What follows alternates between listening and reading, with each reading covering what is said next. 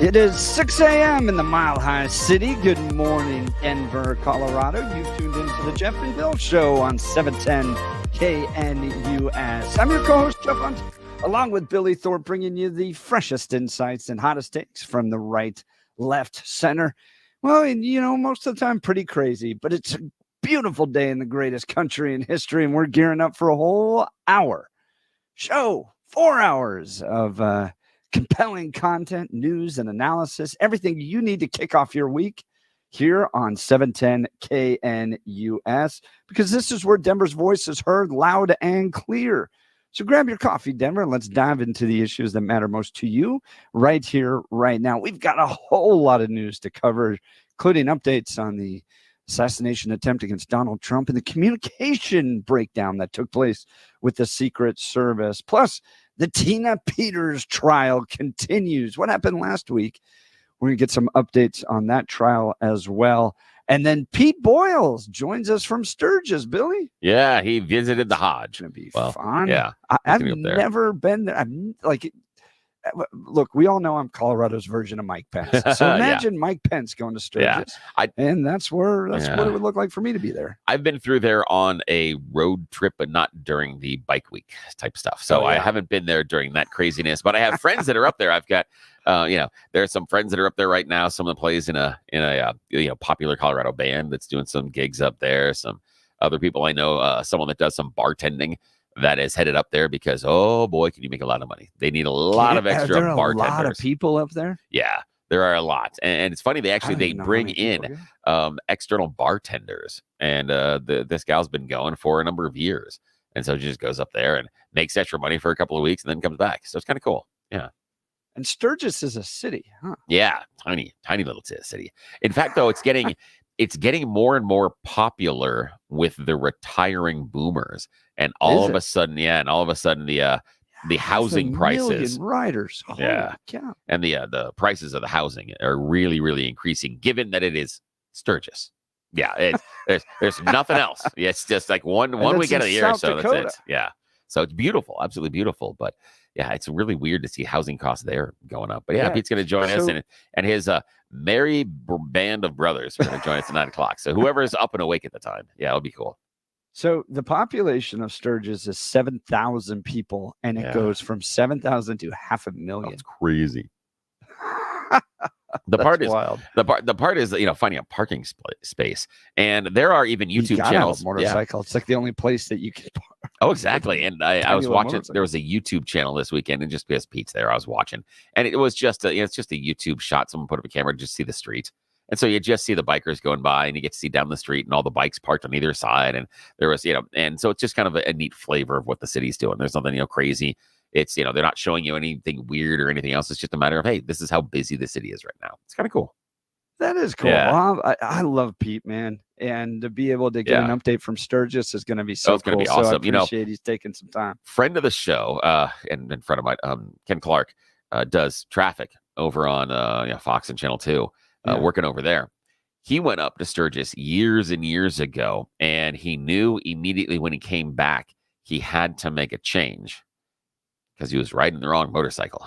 I'm sure they let you hear about it. Oh, yes, did they ever? Yeah. He's a motorcycle enthusiast, and he had been fixing up, an older one for a while. But the one that worked was his Japanese speed bike.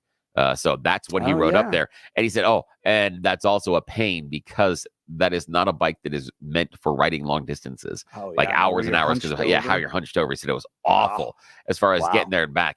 He said, but he goes, people weren't mean about it but all the side looks and all the comments he had about your baby bike and a bunch of other stuff. He goes, he broke down. He had a Harley the next time he went. So and that's smart. He still does have a Harley. Isn't that like what a bike used to be? You used to, but not anymore. Not anymore because they've gotten way too expensive for anybody to knock anything over. Yeah. So, but he proudly rocks a Harley and has been now for over a decade. So, Ken's a strong Harley guy. Yeah. But originally I might be an Indian guy. I don't know. Great. I've never ridden one. I like the way they kind of ride. Oh, Indians are wonderful. I was just told by my wife that until all the kids are out of the house, you cannot get a motorcycle. It was one of those things that, as soon as the first one was born, she's like, well, there go your motorcycle years. I'm like, wait, I didn't even know this is part of the contract. She goes, no, it's part of the contract.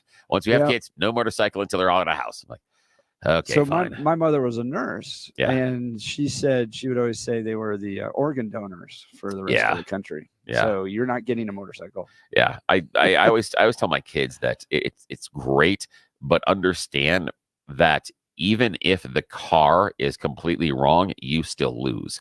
So it's very dangerous. You have to be so aware out there, because some other person cannot be paying attention at all. And the other part is, and we know this about drivers, if they're not looking for motorcycles, you're not going to see a motorcycle. It's why you have kids playing in streets that get hit sometimes, because the people driving home are looking for cars. They're not looking for the kid that's going to dash out in front of the middle of the street. And you actually get that kind of blindness where it takes you a moment or two to register that, when if you were watching for something like that, you would see it.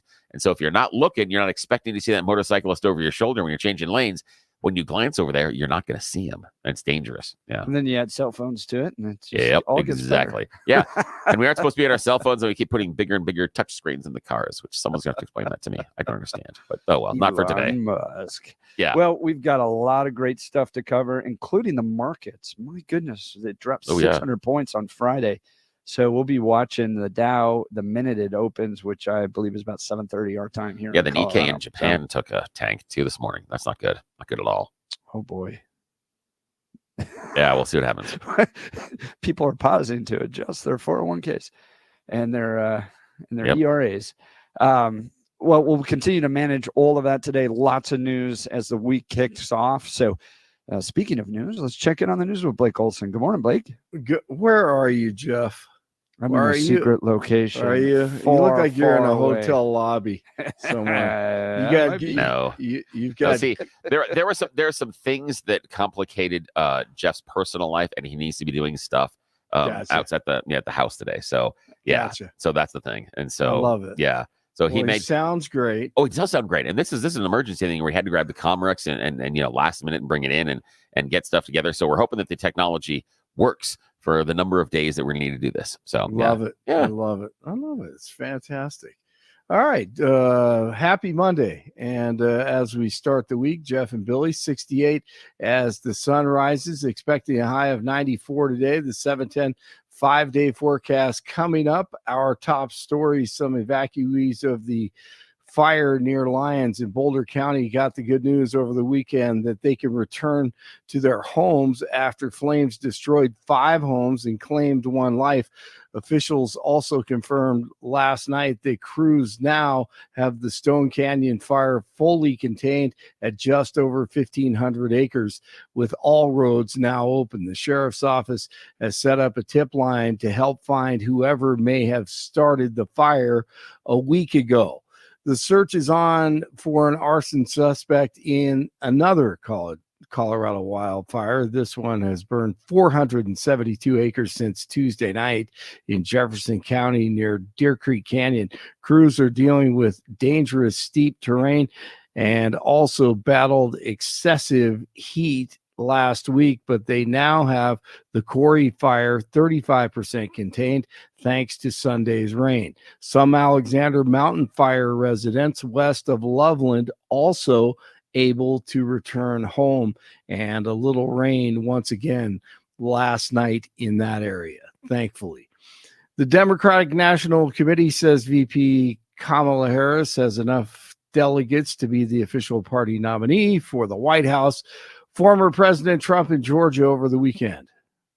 Yesterday, it was announced that unemployment is surging, with 350,000 Americans joining the unemployment rolls just last month.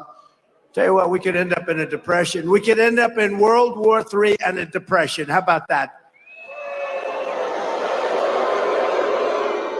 Could happen too. Under Harris-Biden policies, we now have the highest unemployment rate in 3 years. And Tom Cotton with some great points over the weekend. She's only had one single unscripted moment Thursday night at Andrews Air Force Base, welcoming those hostages back. And she served up the kind of incomprehensible word salad for which she's become famous. When she has to encounter the media, and I'm sure you're going to insist that she does, she's going to have to answer for things like why she wants to eliminate oil and gas production in this country, why she wants to ban gas-powered cars, why she wants to confiscate private firearms. Lawfare and show trials continue. Trump's federal election interference case is going back to court on August 16th.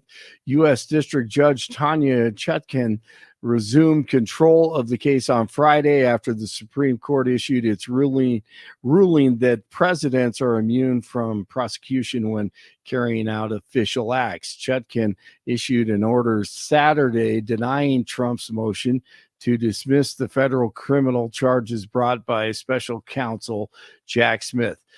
New developments in the CU Colorado Springs shooting case. The suspect accused of killing 2 people in a dorm room 6 months ago has been found competent to stand trial. Turns out Nicholas Jordan may have exaggerated symptoms of mental health disorder during his first evaluation. News brought to you by Eyre Fireplace and Patio, Denver's premier source for everything fireplace, patio, and grills. Locally owned and operated since 1954, online at lairfireplacepatio.com. Broncos training camp continues. The great Randy Gradishar inducted into the NFL Hall of Fame, and the Padres beat the Rockies 10-2. Tennis legend Novak Djokovic, I always want to mess that one up, is adding to his legacy. The Serbian defeated Spain's Carlos Alcaraz in the men's singles gold match at the Paris Olympics Sunday. It was Djokovic's 5th try at winning the gold. 65 in Parker, 66 in Englewood, 68 in Denver. Jeff and Bill continue. It is Monday morning as we get your week started. Blake Olson, News Talk 710 KNUS. Subtropical moisture is going to be overhead this week, so thunderstorm chances are going to be good, especially second half of the week. Still warm, low to mid-90s today, 60s tonight, and low to mid-90s for tomorrow, and low to mid-90s Wednesday. Today through Wednesday, a handful of afternoon and evening scattered showers and thunderstorms. A cooling trend, showers and thunderstorms increasing Thursday and Friday. Weather sponsored by BranchPlanning.com. Secure your future retirement with a reliable income stream. Annuities can provide guaranteed payments, giving you peace of mind. Get your complimentary review at BranchPlanning.com or call 720-651-9800. Meteorologist Don Day in the 710 KNUS Weather Center.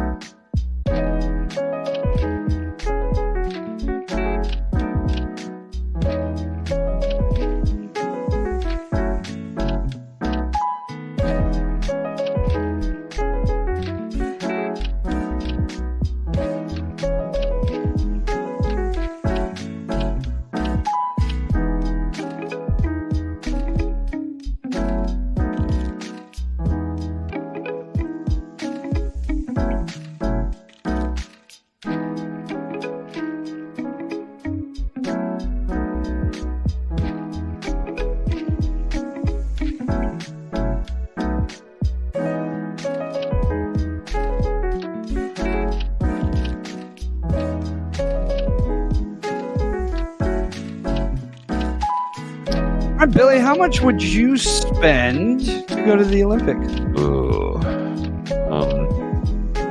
Free? No, I'm sorry. I like the Olympics a lot. It's just if I'm going to invest cash, I'm not sure that's where I would put it. But it's such a unique spectacle of different athletes from all over the world. Yeah. I can see it. It would be something that would be wonderful. But it would be thousands and thousands of dollars. How we're going to Paris, that's going to be kind of fun. That would be fun. Yeah. This would be one of the. Would you rather go to the Olympics in Paris or the Olympics in Los Angeles? Because that's the next round. Paris, Yeah, easily me too. Paris. Yeah, Me too. because it's international, and Yeah. we all know LA and the traffic. So Paris, and I'm excited. One of our advertisers, Balance Well Space, Dr. Jess has been over there at the Paris Olympics, and she returned yesterday. So I'm excited. I'm going to catch up with her this week when I go and see them. So I want to find out about her experience. I'm going to get a one-on-one recounting. She was both in Paris and also they went down to Nice as well. So I'm excited to see what their Beautiful. experience is. Yeah. So I was watching over the weekend and the Noah Lyles race. Oh yeah. This is the guy that won by 5/10, no, 5/100ths of a second. 5/100ths, yeah. 5/100ths of a second in a 100-meter dash. Yeah. And that's it basically crazy. came down to he led with his chest, where the other guys led with their head. And it's not the first person to get a body part across the line. I didn't Yeah. know this. It's the first person to get their torso Yes. across the line. So you could stick a foot or a hand or even a head across the finish line, and that doesn't technically mean that the race is over. It's when you get the torso across Yeah. the finish And line. I didn't And know that he either. did. I thought it was the horse racing rule that first bit over the line wins. That's what I thought it was. And I'm looking at Me too. feet and stuff, and I'm thinking, oh no, he lost. And then wait, what? That's crazy. Wild. Hey, we've got a clip of a lady Yeah. that spent some money to go to the Olympics. She is what is called an Olympics super fan. Yeah, And is she ever? Billy, why don't you go play that? Here it is. This Olympics is the most I ever spent on any Olympics because I wanted to be in Paris. I was determined that I wanted to see the Olympics in Paris, one of my favorite cities. And I spent over $10,000 to get here. And I almost maxed out all my credit cards. And I worked 2 jobs. I had one in the morning at the beach, and then I had one at night bagging groceries. And I kept saving and buying tickets little by little. Ended up with 38 tickets to the games. I kind of overdid it, but I'm having a good time seeing all the games. But it was hard to save up, and it's a big budget, but it's 1,000 times worth it. Wow. 38 different events. Wow. Now, when I first saw that, I'm like, wow, that's over the top. But then I was thinking, we all have something. Oh yeah. We all would have Yeah. something we'd spend $10,000 on Oh, absolutely. And an event. she looks like, you say super fan. Okay, imagine the crazy people that are walking around at the convention where it's, they're draped in American flags and it may say RNC or Republican or whatever it is, and then they have a hat, and the hat has flags on top, and the hat has pins all over it, and then she has Olympic earrings, Yep. and they are, each one of the rings has got to be about the size of a nickel. These are huge earrings dangling off of her face. Yeah, I'm like, your poor ears. Yeah, so And she she's is a got super the fan. That's what it looks hat like. and everything Yeah. is dangling. Yeah, and she's got 3 or Super 4. fan. Yeah, she's got 3 or 4 flags on top of her hat, which is one's the American flag, and I'm assuming the others either got to be country she likes or just heritage. I'm guessing, but she's got like 4 flags sticking out of it. She's got it's a big white like cat in the hat top hat type of thing. Yeah. So yeah, not That's like a good not Abe description, Lincoln, but Billy. it is. It's a cat in the hat one because it kind of bows out of the top and stuff. Yeah, it's fantastic. So my question to you and to Yeah. our listeners, what would you spend $10,000 to do? Ooh, Like, what are you a super fan of? yeah. For That me, you would go, I might lay that out there. it would have to be World Cup. When Yeah. I was younger, it would be music festivals, concerts. Now, I'm too old to be walking around a festival for 3 days and sleep on the ground. I'm way too old for that. So I can't do that anymore. There's no way I could do something like that. It would be World Cup, but it would have to be, again, right place, right time. I wouldn't be going to the previous World Cup because it was held on the surface of the sun. And that was just stupid. Is that the one in Qatar? Yeah, that was Yeah. dumb. Yeah, again, that's on a side note. That World Cup is the most recent example why the international governing body of soccer is the most corrupt organization on the planet. Nothing is even close. They are so corrupt. They just basically that one was where Qatar said, "How much money? How many zeros do we have to put on the check?" Yep. And they said, "This many zeros." And they said, "All right, sir, it'll be deposited by the morning." And that was it. So yeah, that would be the question. And I'm really skeptical about the next one that's coming here to the U.S. I'm really, really skeptical about it. I think we're gonna mess it up. I think we're gonna mess up the surfaces. When is it? When is it? Next year. No, 26. Yeah, 24, 26. Oh, you know what? I remember Yeah. just because my kids played soccer, and I remember they were kind of just tangentially Yeah. trying to get some of the games here. Did they end up getting any of the games to Colorado? Nope, not at all. No? We got shut out. They go to Kansas City instead, which I think sucks. I think here would have been Oh, much come better. on. Yeah, much better geographically Was it here for the- the region.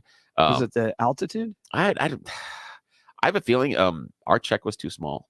That's just, I really just think, I mean, again, the international governing body of soccer is so corrupt. The idea that any of these locations won on meritocracy flies in the Right. face of every decision that FIFA makes. It's never about doing what is right or the best possible choice, ever. Never about that. It's what's going to give us the most money. I know the one place I'm hoping for is Seattle is hosting some games. So I'm going to go sleep on the couch at my brother's house is what I'm probably going to do. And his so you wife. can get up there. Yeah. So, that's soccer gonna be, would get a check out of you to yeah, go. it would, but it'd be the right location. It would be like if I'm an American spending the huge check to go to Paris for the Olympics, much more attractive than going to LA for the Olympics. So that's where I think it boosts it up. You're talking go to Seoul, that would be really cool, or Beijing. Those would be really fun just because of the location. It's not as much fun in America. Yeah. Los Angeles. Yeah, I know. Hey, LA. Look, the Hollywood sign. Oh, good. Yes, everybody's been to the North Hollywood neighborhood. For me, it'd be something probably political because that's just Yeah. where my leanings are, like the inauguration. Oh, that's interesting. I did go to the last Trump inauguration. Yeah. And had great seats, and it's just because of all who we knew. And got my wife and I got the tux on and the ball gown cool. on, and went to the inauguration party where the president comes out and dances with his spouse. Oh, that's fun. So that was, the inaugurations are cool. And then at one point we walked by Antifa protests, which were interesting. Oh, when how you're in a fun. tux and your wife's in a gown. Oh God. Like please don't throw stuff at us. Yeah, exactly. And I always appreciate, the Antifa, because they're somewhat supposed to be an anarchist collective type of an organization. So the idea that they all get together in one location and do something is kind of like, okay, I understand what you're doing, but yeah, exactly. Yeah. So the inaugurations are fun, man. And then I remember the hotel. We ended up getting a hotel like way outside this. So here's a wild story. Here's a kind of fun story about the last inauguration. So we got a hotel, and I was traveling with then the president of CCU.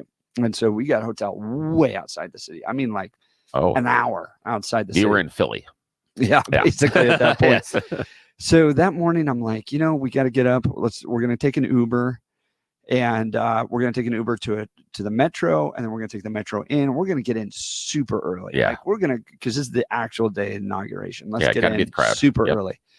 And so we get picked up by an Uber Black, which was kind of cool, right? And those are like the SUVs, really nice ones. I don't even think we ordered that, but it just came. Nice. So we're driving in outside the DC Metro, and we're supposed to kind of turn off towards a metro station and going.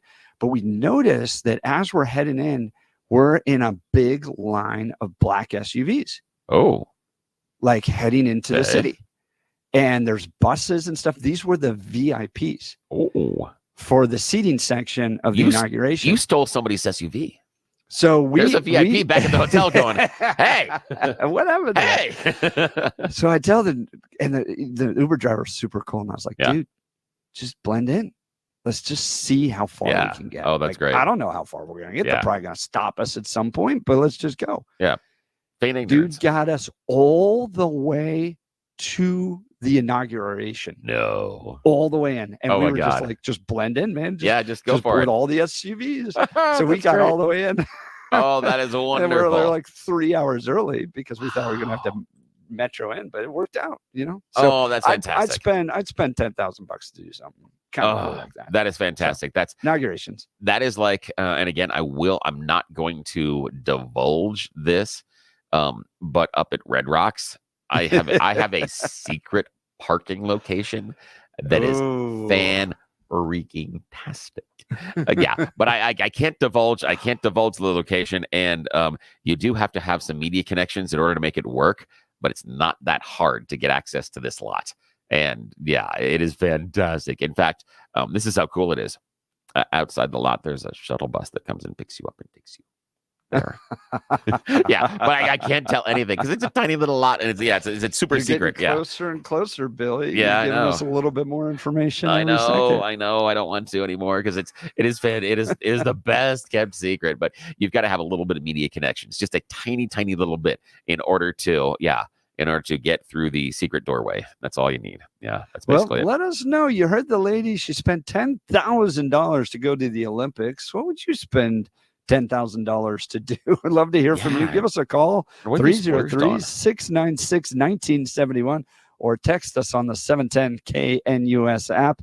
As you know, this is where Denver's voice is heard loud and clear. So this is where we like to have the conversation. We've got a lot of news to cover today, but give us a call and let us know what would you spend an outrageous amount of money to go do? I'm looking for those that are like the Simpsons Comic-Con, you know, like, something like that. right? Now, You know, what's the biggest ticket item that you've done so far? And I would say not a biggest ticket, biggest splurge.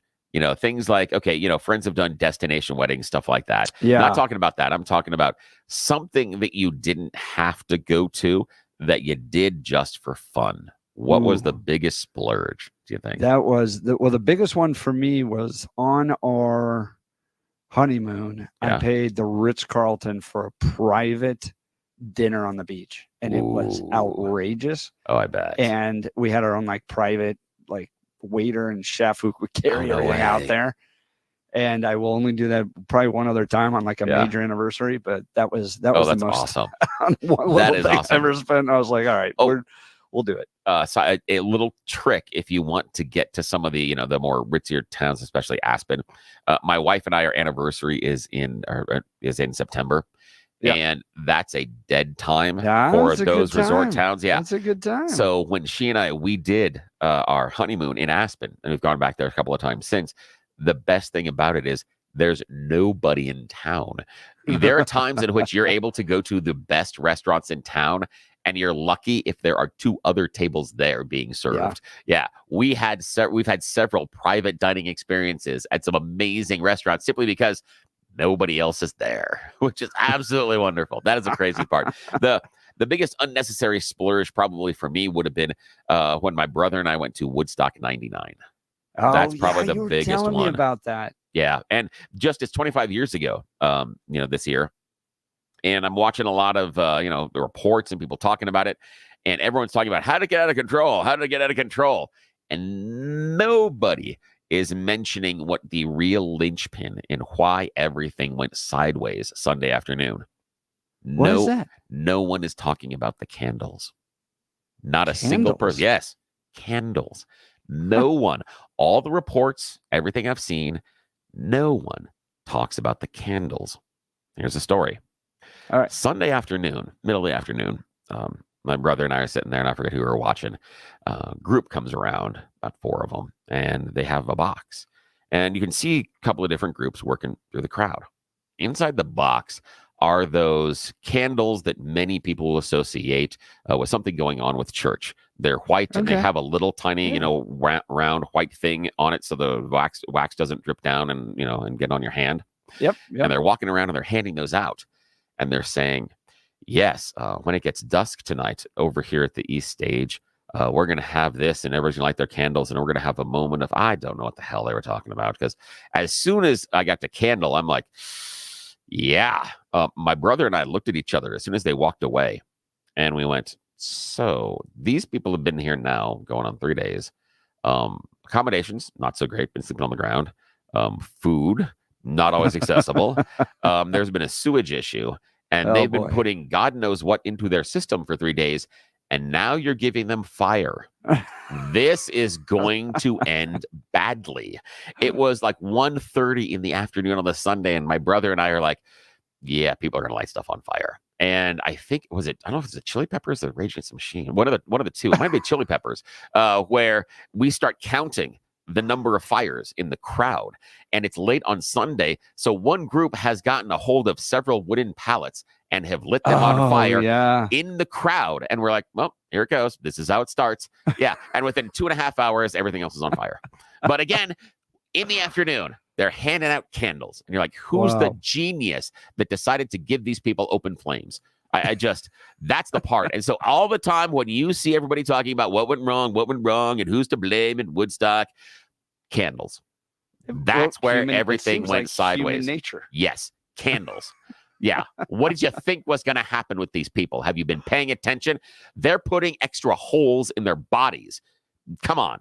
What do you think they're going to do with fire? That's hilarious. Yeah, it was ridiculous. Give us a call on what the most kind of wild splurge you did, or text us on the 710 KNUS app. Lady spent $10,000 to go to this Olympics. And originally you think of that and you go, that's a lot. But, you know, there's some things I'd spend $10,000 on. Yeah. All right. I want to tell you about my friend Gabe Ribble and the Empower Home team. I adore Gay Ribble. And let me explain to you why, if you got to sell your home, Gay Ribble is absolutely the number one person I would call. First of all, she's a delightful person. She's been in the studio a number of times. And look, selling your home is a stressful thing. I'll probably do it maybe 1 or 2 more times in my life. That's it. I just don't like having to go through all the rigmarole of selling a home, the home inspections, the negotiations, all that. So if you're going to do that, you want to do it with somebody that's pretty positive, a very delightful person who's going to carry you through those stressful moments. That's Gay Ribble. Number 2, she cares about the same values we all share on this station. She's given back to the community to try to make it a better place. She supports orphans in the state of Colorado because she was an orphan herself and was adopted by a wonderful family, gave her a great start, and she wants those kids to help. She wants to help those kids find their forever homes as well. And then number 3, she is a titan when it comes to selling a home. She's got to be the best, right? 14,700 pre-approved buyers in her contact list waiting to buy a house. So when she does that, she sells a home on average for $30,000 more, 1.5 times faster than everybody else. That's amazing. All right. That's Gay Ribble and the Empower Home team. They will sell your home at your price, or Gay will buy it. Guaranteed. Reach out to my friends and realtors, Gay Ribble and the Empower Home team of Keller Williams. Call 833-301-SOLD. That's 833-301-SOLD, or go to gayasthebuyers.com. That's GAYE hasthebuyers.com. We'll continue with the Jeff and Bill Show. News Talk 710 KNUS. Hang on a sec here. All right, Marcus, keep the radio off. Listen to the phone. We'll be right with you right out of the break, okay? Thanks, man. Hang on.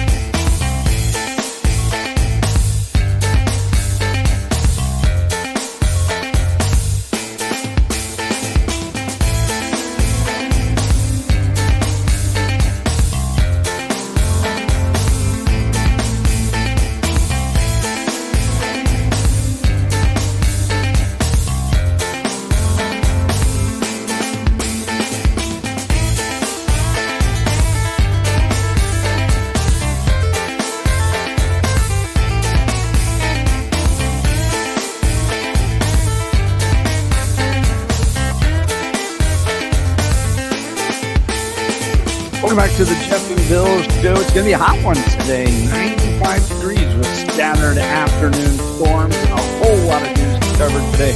Biggest news probably going to be this stock market once it opens here in about an hour.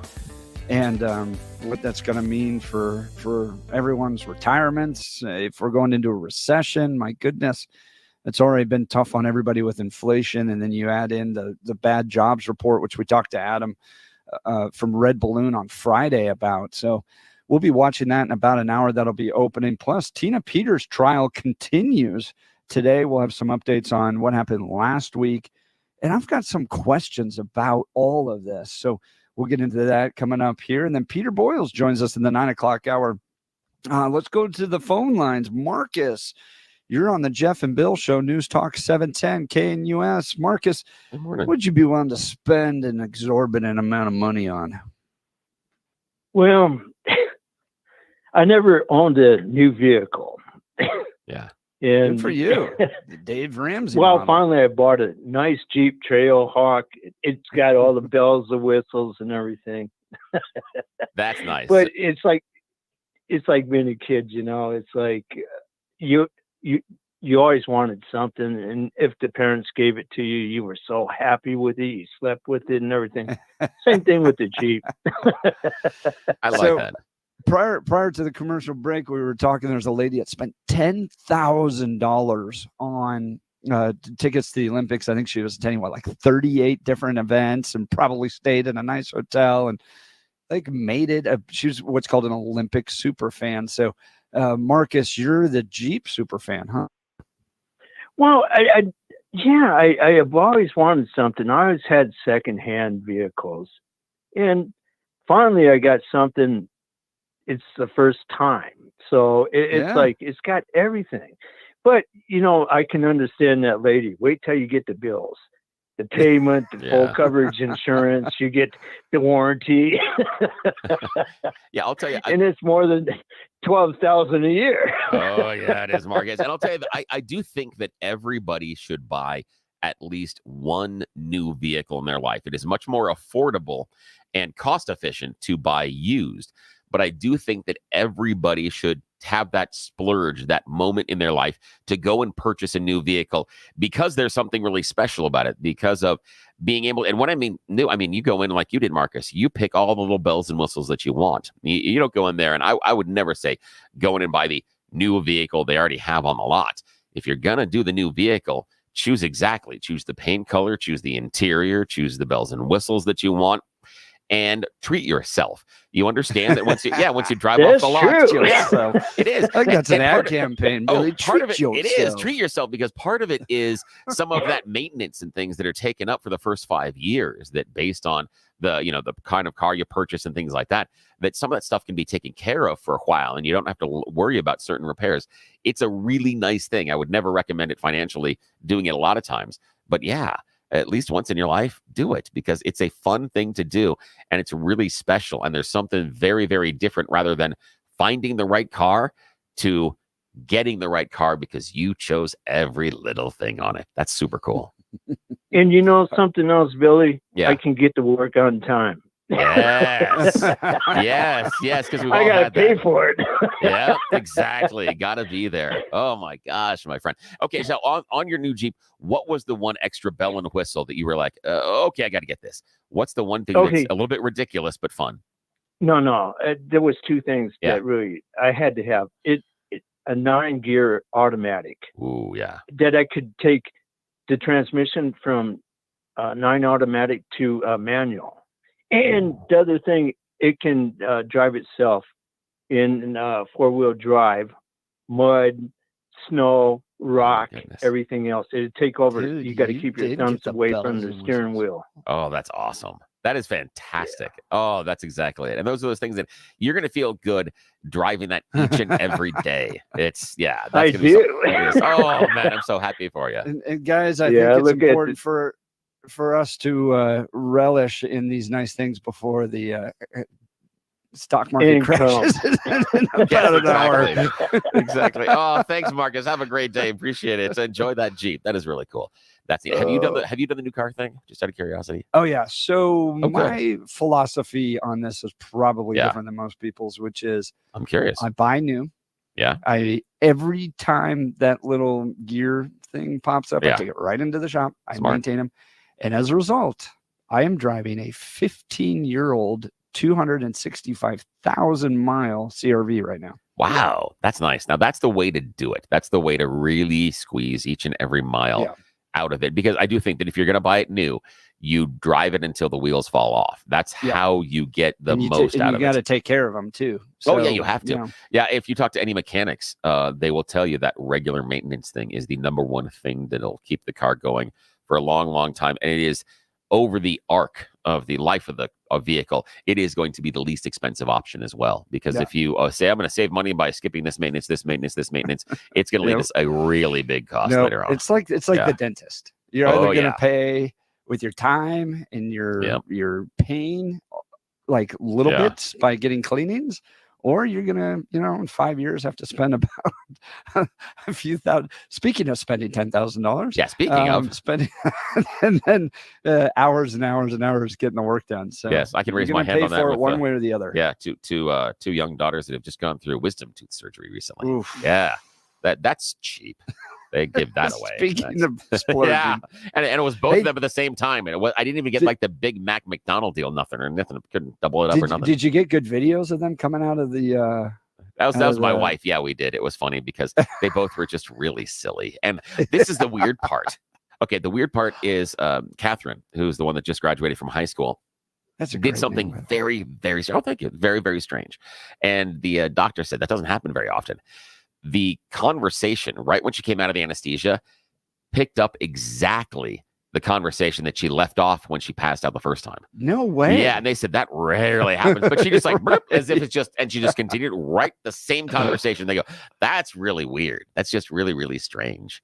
Yeah, that was a weird one. And then the other one? The other one, Gwen just takes, Gwen's the redhead. Oh, that's another great one. And she, thank you. And it's funny because Catherine's named for her grandmother. Gwendolyn is named for a cartoon character. in part. I mean, it's a name that her mom and I liked. Get you there. Yeah, well, it's a name that my wife and I really, really liked, and it was a choice. Yeah. And we're asking the other kids what they liked. And at the time, there was a very popular cartoon, and the cousin of the main character was Gwen. And they were like, we like Gwen. So I'm like, well, okay. So alrighty, that was the easiest way to win that one. Guinevere, wasn't that Yeah, Lancelot. Yeah. Lancelot. Yeah. Yep, exactly. And in Welsh it means white ring. That's where he pulled it from. Yeah. The Gwendolyn is a redhead, and so with her it takes about 3 times the amount of anesthesia that it takes for anybody else. Yeah, there was one part where they were doing something and she's sitting there and the doc's like, wait, you can feel that? She's like, yeah. He goes, really? He goes, yeah, I can still feel that. He goes, okay, got to get more anesthesia. Yeah. And do you attribute that to her red hair? Oh yeah, it is. The redheads have much, much higher tolerances against anesthesia. Yeah, they take much, much, much more painkillers. I've got 3 of them in my family. They take a lot more painkillers. Yeah, they have a different tolerance to pain. I never heard that. Yeah, they are. They have a significant difference in tolerance to pain. Yeah. Well, we're just running out of time. We got to get to you choosing the news. You're listening to the Jeff and Bill Show. News Talk 710 KNUS. Want to take your favorite radio station wherever you go? Now, there's an app for that. No matter where you are, stream your favorite shows. Tap the app to listen to podcasts, text message your favorite local hosts, call the show, get the latest headlines, and enter contests to win prizes.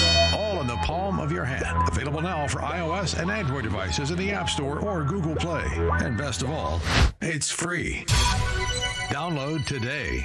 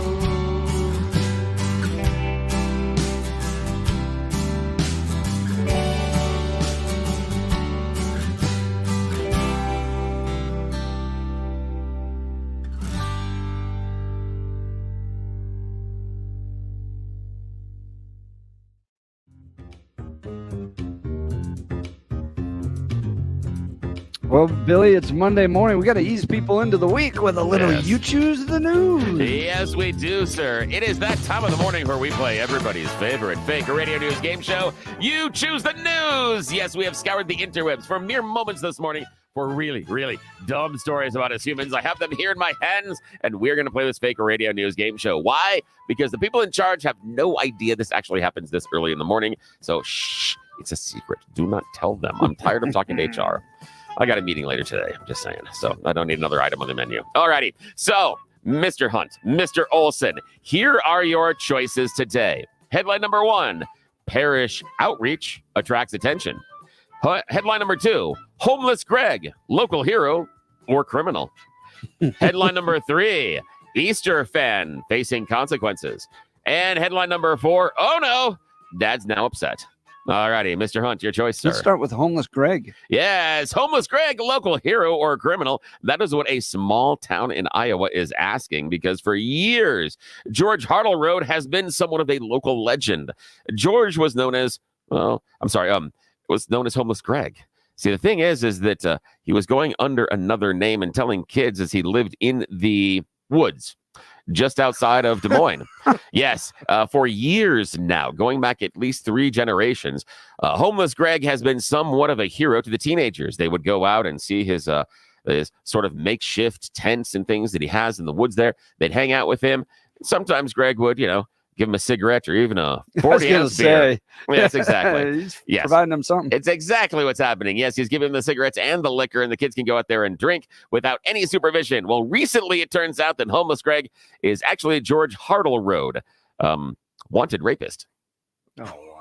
Yes, 3 decades ago, Can't there just be a fine hobo? I know, exactly. All the background. 3 decades ago, he jumped from a halfway house where he was supposed to be serving a part of his conviction on rape 30 years ago. And during a recent stop and interaction with the police, they realized that he gave them a fake name, and that's when he fessed up to exactly who he is, and now he has to go back to prison because of it. Yeah, and everybody in the small Iowa town, teenagers exactly, they're beer and the cigarettes. I know. Yeah, and even some current teenagers' parents are like, I used to hang out with homeless Greg. Well, no, it's rapist George. Sorry about that.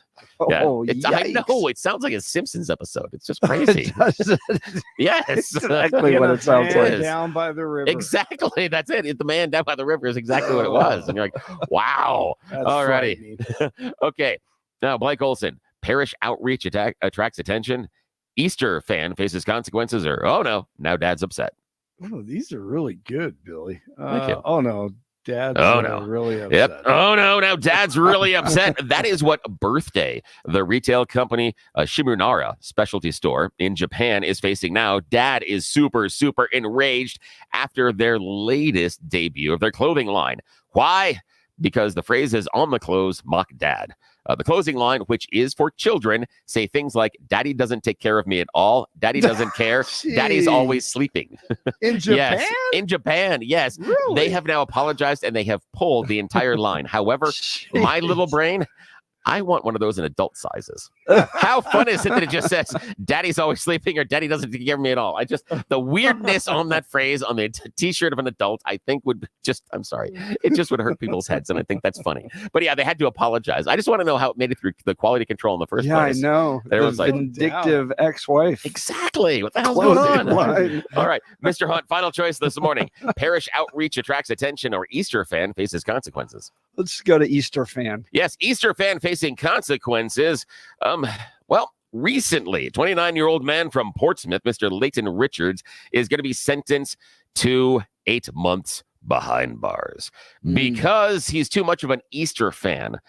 See, earlier this year, between January and April, Mr. Richards stole nearly 800 Cadbury cream eggs from a bunch of different stores. Yes, over the course of months, he targeted 19 different shops, infecting Does he almost weigh 500 pounds. Exactly. But he got $3,500 in cream eggs. What the hell? Is there some sort of black market on Cadbury cream eggs that I'm not aware of? What the hell is this? I mean, stealing Speaking of eggs. Simpsons, I'm thinking Yes. of that episode where Homer's in hell eating all the donuts. Yeah. And he just finishes all of them. Yes. He's huge. It's just this huge guy. That's exactly it. But dude, 800 Cadbury cream eggs. That is nuts. Oh, Blake, thank you so much for playing along. Jeff, back to you. As always, they are your winners, and I'm just a big giant loser. That's the end of You Choose the News. Well, when we come back, we'll continue to cover the fall of the stock market. We're expecting to see what that's going to happen when it opens in about 30 minutes. Peter Boyles joins us in the 9 o'clock hour. You're listening to The Jeff and Bill Show. News Talk 710 KNUS.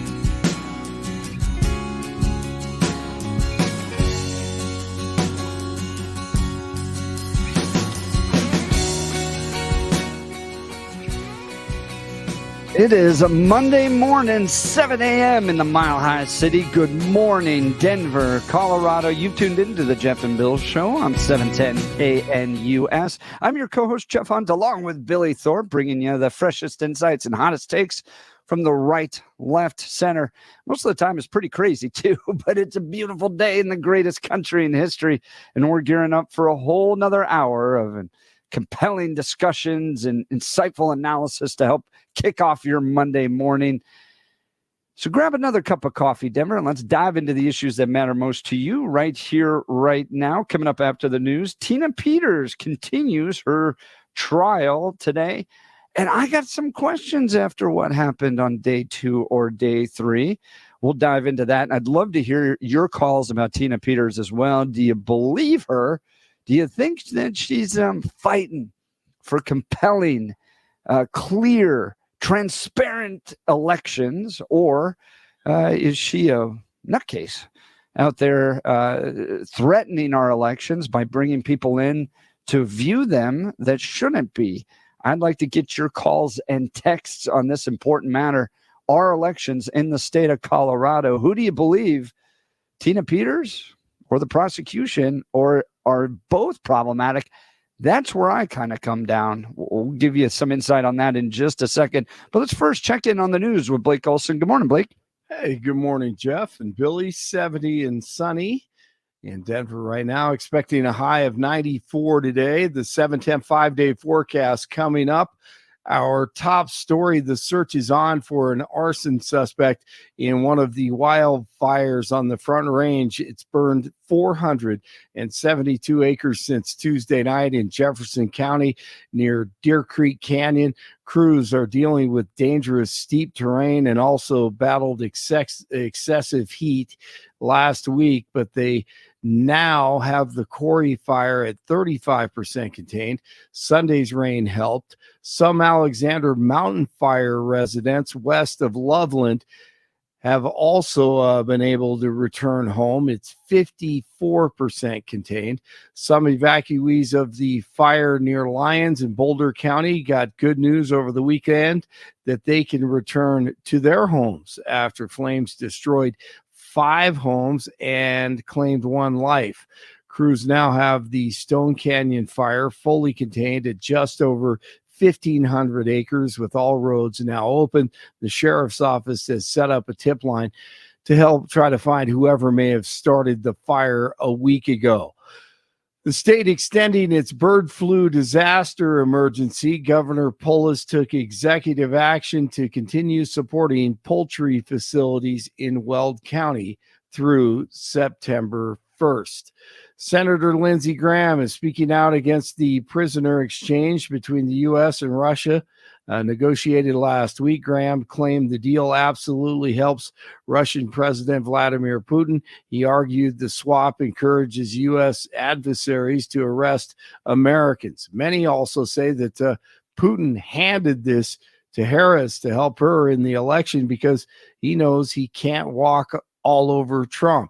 DJT in Georgia over the weekend says, unlike Kamala, he doesn't need rappers to pack the house. Started to unfold when they started to leave about 10 minutes into the speech. It was very boring. I don't need entertainers. I fill the stadium because I'm making America great again. That's our entertainment. That's our entertainment, making America great again. I love it. He comes up with new things every speech. I like this one. During the speech, talking to the crowd. They said I was brave 2 weeks ago. I had to do what I had to do. It's not like brave, right? It's just we do the right thing. Go. Thank you. My courage was contagious. Well, your courage is contagious too. Thank you. Thank you. That was a great moment. RFK Jr. says, this is funny here. Says he was the one who left a dead bear in New York City Central Park 10 years ago. Kennedy said he saw the bear get killed on a road in the Hudson Valley area and then decided to put it in his van so he could take it home, skin it, and use the meat. He got delayed in New York City and didn't have time to take the bear home before he had to be at the airport. So he left the bear with a bike on it, suggesting that the bike killed the bear. At the time, there was a surge of bike accidents in the Big Apple. Now, I listened to this yesterday, and the story goes on for like 3, 4, 5 minutes, but it's actually a pretty good story. So he was the one who left the dead bear in Central Park, if you remember that, or Central Park, if you remember that, about a decade ago. New developments in the CU Colorado Springs shooting case. The suspect accused of killing 2 people in a dorm room 6 months ago has been found competent to stand trial. Turns out Nicholas Jordan may have exaggerated symptoms of mental health disorder during his first evaluation. Broncos training camp continues, and the great Randy Gradishar inducted into the Pro Football Hall of Fame over the weekend. Padres beat the Rockies 10-2. Team USA's Noah Lyles is the fastest man in the world. He won the gold medal in the 100-meter race with a time of 9.79 seconds. 64 in Castle Rock, 68 in Greenwood Village, 70 in Denver. Jeff and Billy continue. Blake Olson, News Talk 710 KNUS. Subtropical moisture is going to be overhead this week, so thunderstorm chances are going to be good, especially second half of the week. Still warm, low to mid-90s today, 60s tonight, and low to mid-90s for tomorrow, and low to mid-90s Wednesday. Today through Wednesday, a handful of afternoon and evening scattered showers and thunderstorms. A cooling trend, showers and thunderstorms increasing Thursday and Friday. Weather sponsored by BranchPlanning.com. Secure your future retirement with a reliable income stream. Annuities can provide guaranteed payments, giving you peace of mind. Get your complimentary review at BranchPlanning.com or call 720-651-9800. Meteorologist Don Day in the 710 KNUS Weather Center.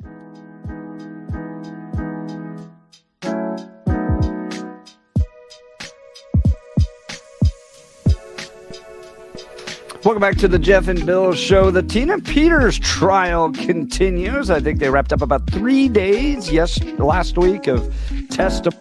They dove in. If you're wondering what she's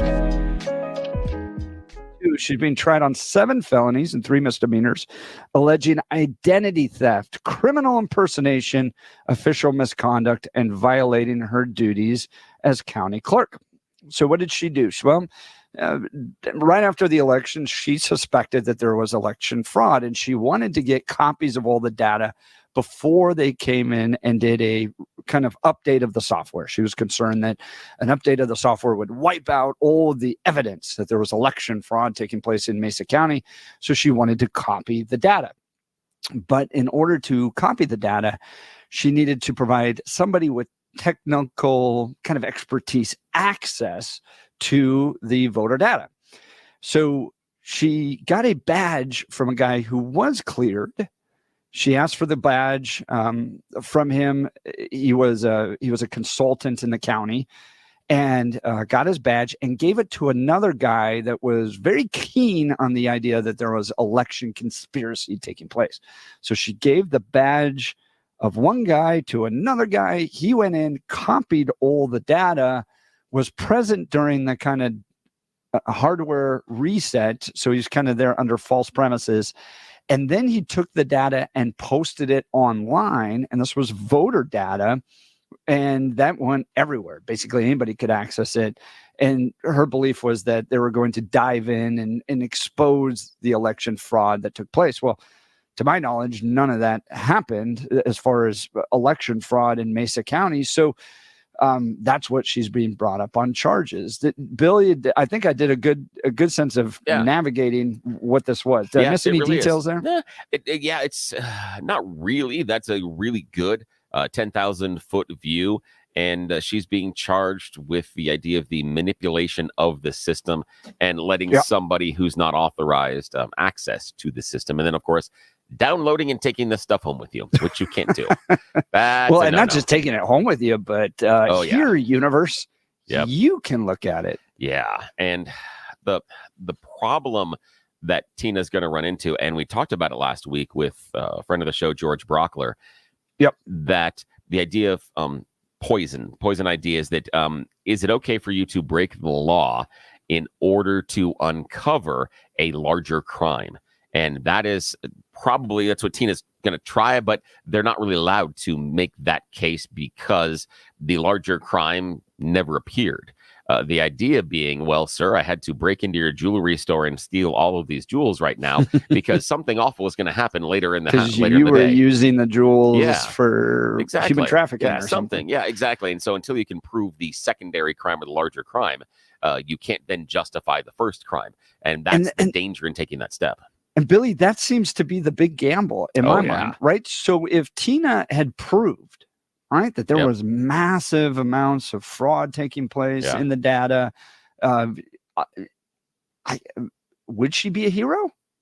I don't know. Maybe, right? If she could prove it, absolutely she would. If she proved that there were voter fraud taking place, she, I think, might be a hero to a lot of people. But it doesn't seem like that's the case. But Billy, here's a bigger question. Yeah. So Colorado Public Radio is providing day-by-day analysis of the trial, which I recommend you go look there because from my perspective, it seems to be pretty fair. Prove me wrong, text in or give me a call. Maybe Tina Peters is this great hero and we're all missing it. But look, this is where I kind of went, I raised my eyebrow a little bit. So the second prosecution witness last week was a guy named Jesse Romero, a voting systems manager in the elections division of the Colorado Secretary of State's office. His team works with county election officials to certify the equipment and make sure they're using it correctly. Romero said he received an unusual request from Mesa County prior to the software update in April of 2021, asking for members of the public to be allowed to observe the process. And I sit there and went, that's an unusual request that the public can observe the process. It would be because of the trusted build, because it would be access to the software.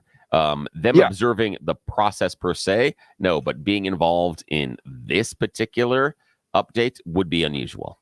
Yeah. And so Romero said the security protocols put into place since 2020 limited attendance to a small team of vetted officials, both out of COVID concerns and because of threats to election officials.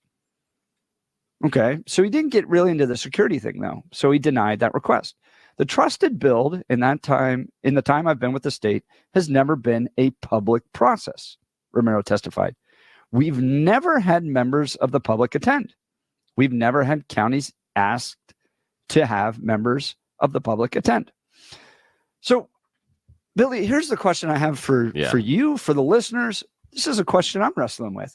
Okay, outside of all the Tina Peters stuff, and again, I haven't seen evidence of massive election fraud taking place in Mesa County that would warrant the necessity to copy all the voter data and make it public and all that stuff. I don't think that Tina Peters has been vindicated. Just don't. Yeah. Okay. That's fair. But do you believe that our election process is transparent? Like, do you know what happens when you vote? Yeah, within reason. Yeah. I don't really know. Like with all the security stuff, as I'm sitting here reading about all of the security and the updates and the software and all the details that go into it, I can't tell you what happens other than I pull the lever for my candidate and somewhere it goes out there. And I just, at this point, kind of trust that it works, but I can't tell you how it works. Yeah, well, I think each county does do some public updates and forums where you can come in and they do and they walk you through it. And they also walk all the candidates through the process as well, as far as here's the thing, here's how they're counted, here's how the machines work, here's how these go. Yeah. But the other part is, if we were going to open up that update, and again, it's a software update for the trusted build, why would the public need to be there to watch that? What would be something that would be prevented from this is what I don't understand with the idea of, well, we're not there sitting there and watching. Okay, but isn't the assumption that the computer people are doing crazy things to the computer language and making the computers do things and count things they shouldn't? And none of that would be observable during the trusted build. Yeah, no, you're right. Like it's so, because it's programs. so complicated. You just, it's all this code, right? Yeah. I mean, even I would bet that even a brilliant computer scientist couldn't be watching code as it streams by and be like, oh yeah, that's legit. Yeah. Well, so the and no. point I'm making is like we're putting a lot of trust into a handful of people, and most people have no idea how the whole thing works. Well, I have no idea how the whole thing works. Here's the thing that is the idea of, I mean, you're talking about, engineer, computer scientist, on the back end of the function, the programs that actually run the computers and the vote tabulation machines is really simplistic. The vote counting machines are not complicated at all. The phone you have in your pocket is more complicated than the vote tallying machines that Dominion builds. Now, they do have software security, but it's a double entry accounting system. And they do an electronic count and a paper count. And basically, it's just a really fancy calculator that then does some vote tabulation and some other mathematical stuff on the back end, and can also run some spreadsheet quality stuff afterwards as well to evaluate totals and some other things. They're not that complicated really functionally. And most of the software update has to do with, again, changing software update because you don't want to have outdated software. But the other thing is you're looking at, preventing security breaches in theory. Because sometimes, as we've seen, both intentionally and unintentionally, some of the counties don't follow all the proper security procedures.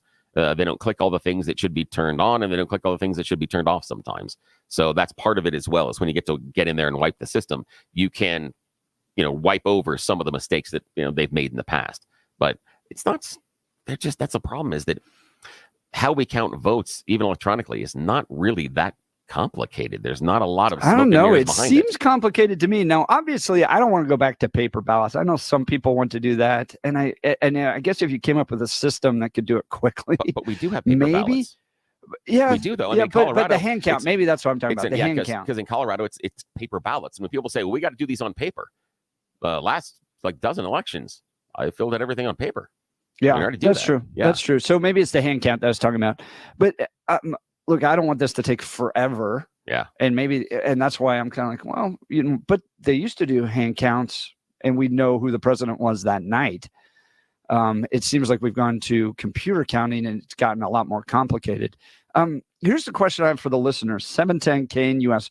Do you trust our election system in Colorado?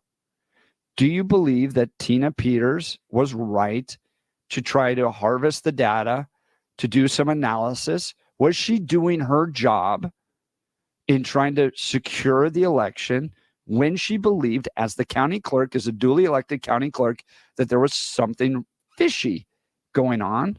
Or, to Pam Anderson's point over the weekend, because she had some strong text messages, that Tina Peters is a crook and the state party is wrong to support her, that these are grifters, and that she should be convicted. Give us a call, 303-696-1971, or text us on the 710 KNUS app. Here's Artis texting in, I believe Tina Peters and Joel Altman. There is no logical, legal way Biden got the most votes of any president of the United States in history.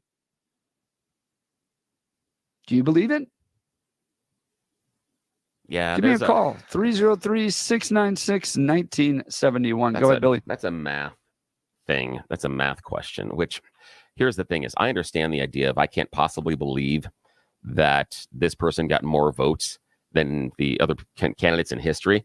The problem is we had more voters than we've ever had in election in history. We've had more people in America than we've ever had in any election in history. That's the problem with that conclusion. It's the idea that you are assuming voter registration and population numbers are static, and they are anything but.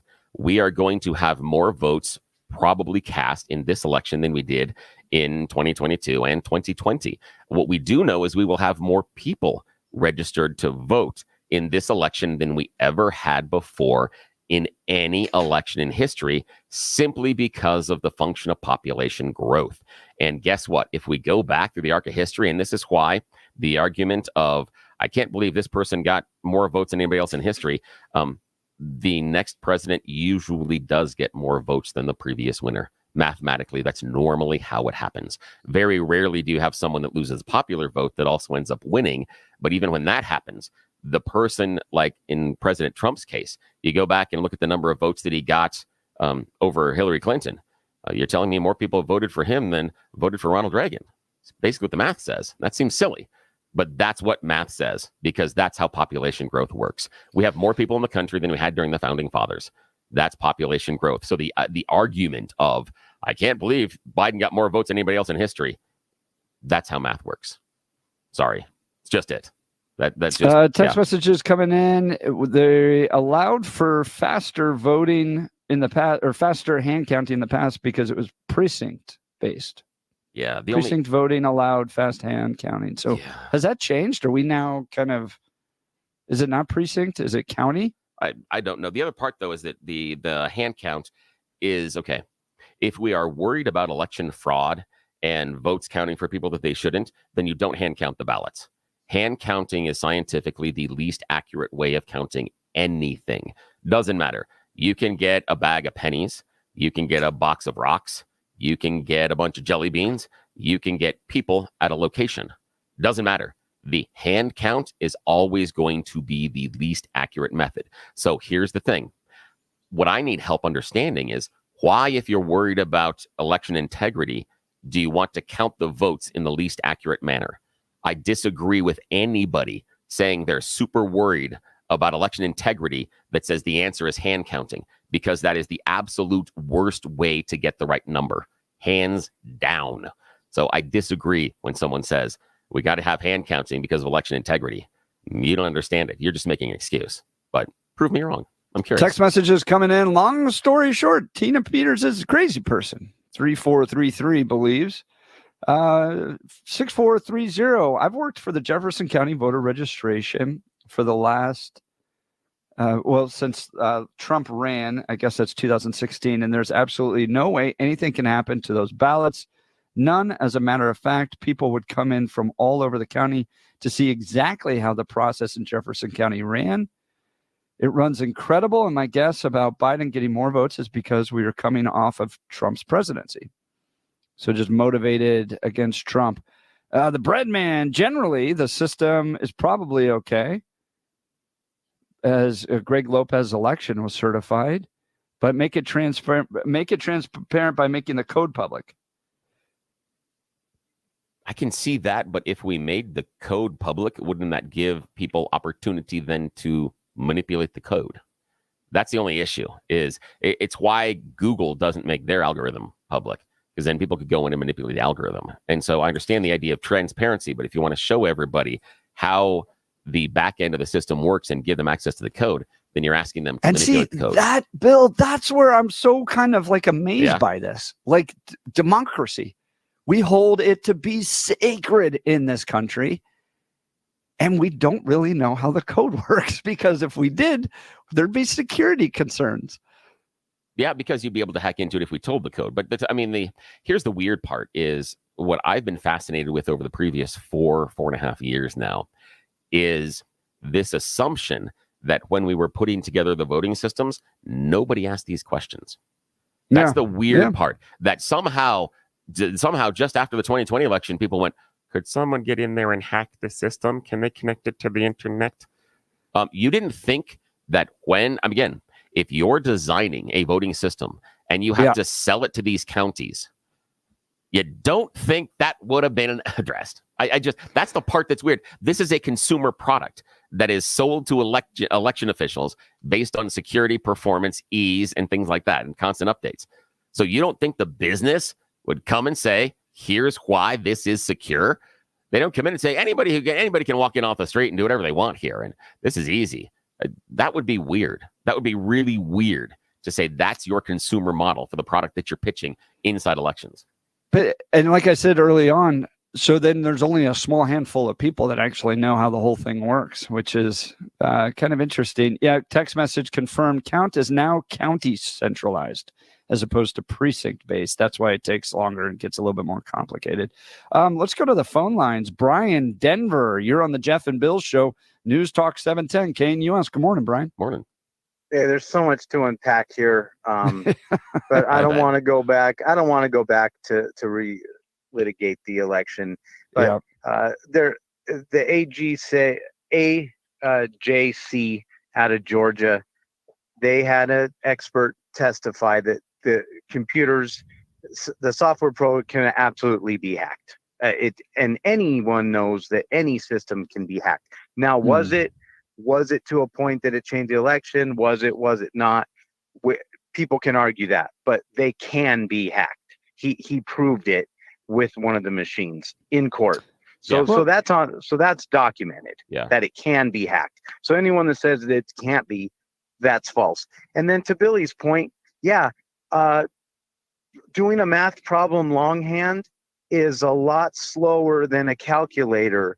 But if I've got 30 people doing the same longhand division problem, and the margin of error is going to go down the more people I have. So to your point, computers are faster, more accurate, not if they can be hacked. Well, here's the thing, Brian, and I understand the idea of 30 people, but the issue, if you had 30 people doing the same math problem, you understand that if one person or two people out of those 30 get it wrong, that entire pool is poisoned, because once that person counts the ballots, they're not always passing them off to somebody else to count again. That repetition of task would be inefficient and also probably lead to more mistakes, because again, hand counting is bad. Now, the issue with the hacking is, yes, absolutely, the machines can get hacked if they're connected to the internet, and things can go wrong. The other problem with the idea that the hacking can be done is that if they hack on the back end, it can be seen on how the machine spits it out. Because when the machine counts votes, there is a paper trail and there's also an electronic trail. And if you get inside the machine and you hack the electronic trail, it's going to disagree with what's on paper. And that's one of the first things they do in order to verify that the system is solid, that the numbers on paper match the numbers that are electronic. And if you came into that system and you hacked electronically and changed it, two things would happen. Either you would have to show the hack also on the paper system with the manipulation of ballots, or the numbers wouldn't match. Both of those would indicate that the machine is bad. So I understand it can be hacked, but the idea that we can't see that on the tail end after the count is not correct. So that's why. On what paper trail?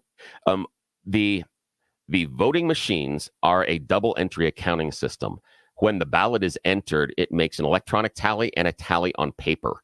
And you get a paper printout at the end along with an electronic tally.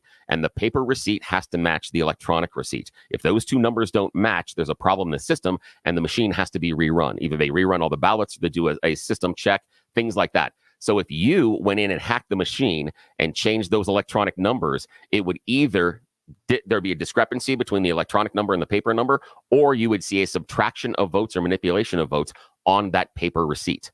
So that's why it would be obvious if you were hacking them when the machine is doing those type of ballot counting. It would be intuitively obvious.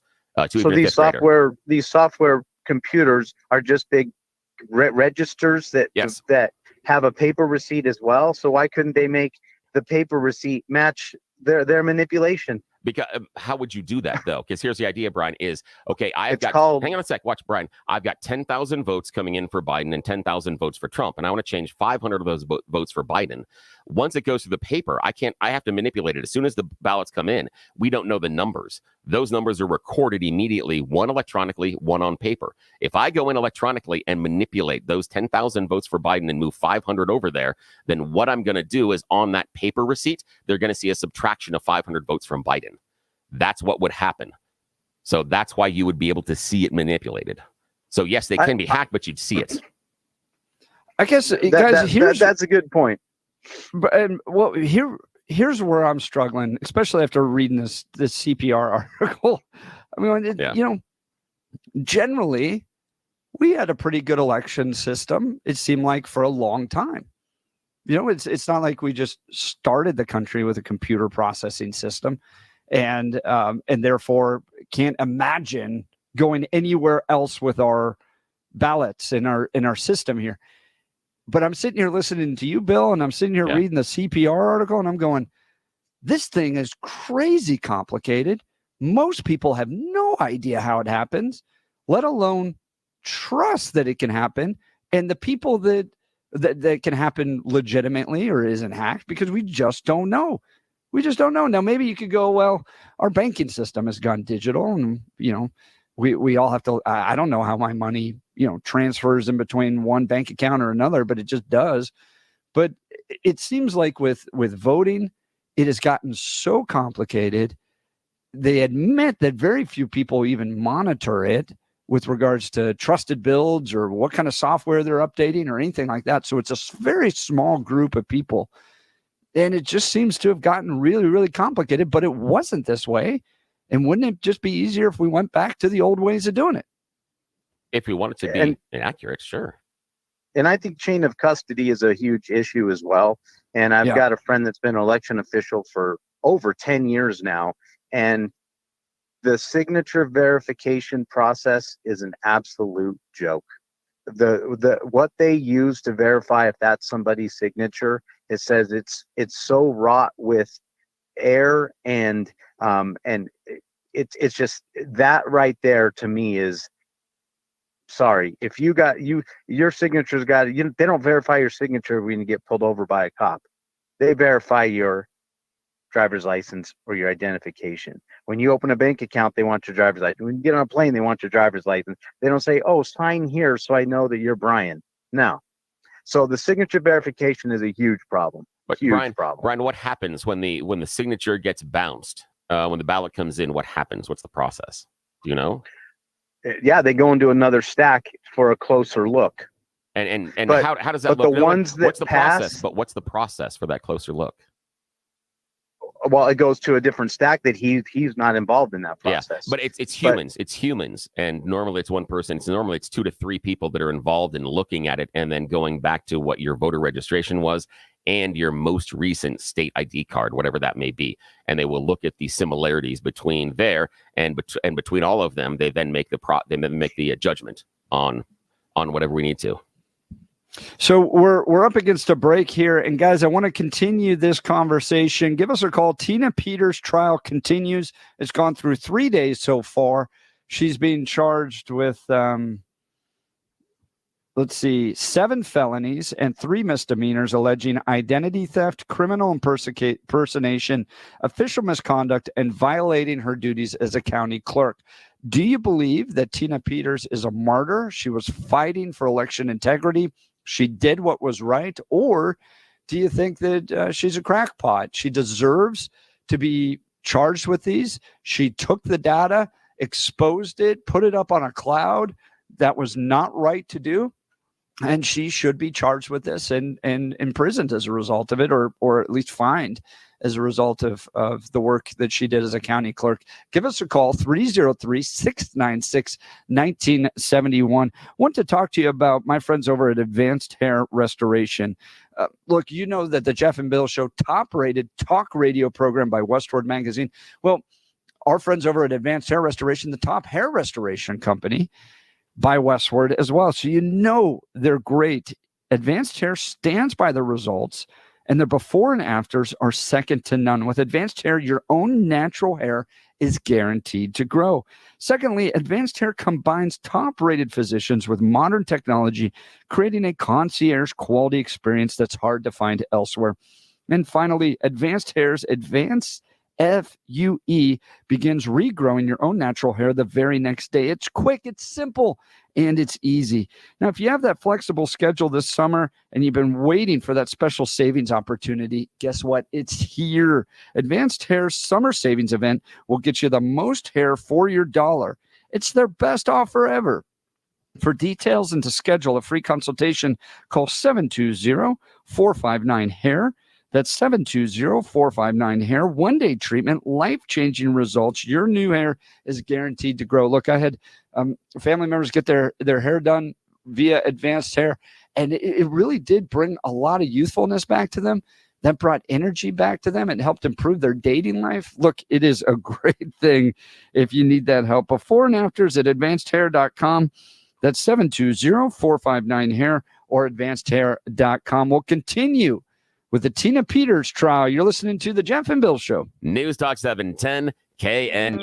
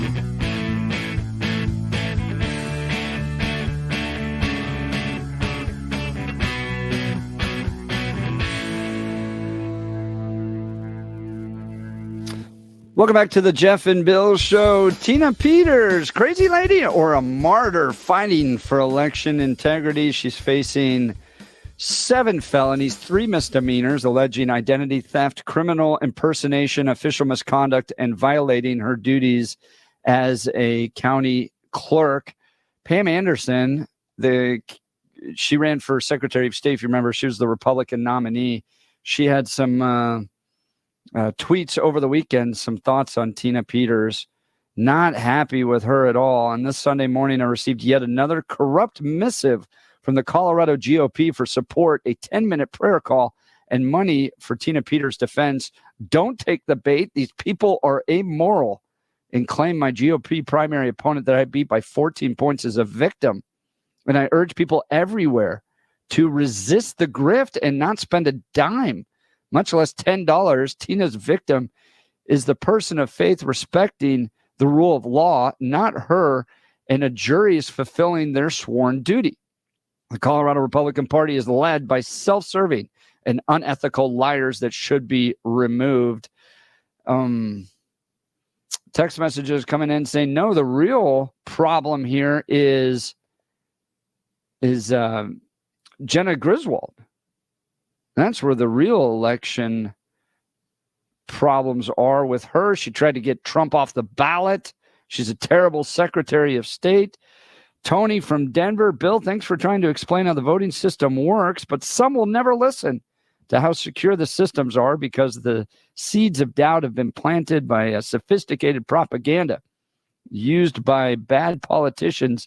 The signature verification software is very good, asked the former Colorado GOP head that got caught submitting a ballot with his wife's estranged Ford signature on it. Touche, Tony. Touche. Let's go to the phone lines here. We'll start with Jim in Littleton. You're on the Jeff and Bill Show, News Talk 710 KNUS. Good morning. What do you think of Tina Peters? Well, in her situation, I don't know enough about it to really comment on it. I think she did what she did based on a belief, and sometimes beliefs can be very strong. So I won't judge on that, but I will tell you, mail-in ballots do have their faults. Europe used to allow them, and they don't allow them anymore. Especially France found a problem with them. Mexico no longer does it. And my question to you, I think something we all can agree on. Why are we not allowing the voting day to be a national holiday? Dude, I agree with you entirely on that. That should be a national holiday. Mostly because I like as many days off as I can get. But look, we just created Juneteenth. We just created Juneteenth as if anything, why don't we just wrap that one in and tie it into a national holiday of voting and those two? Because, I agree with you. The matter is, I just think that we could take away so many of these problems by making it a national holiday. The big thing is a lot of people say they can't take off work, even though they're supposed to be allowed to.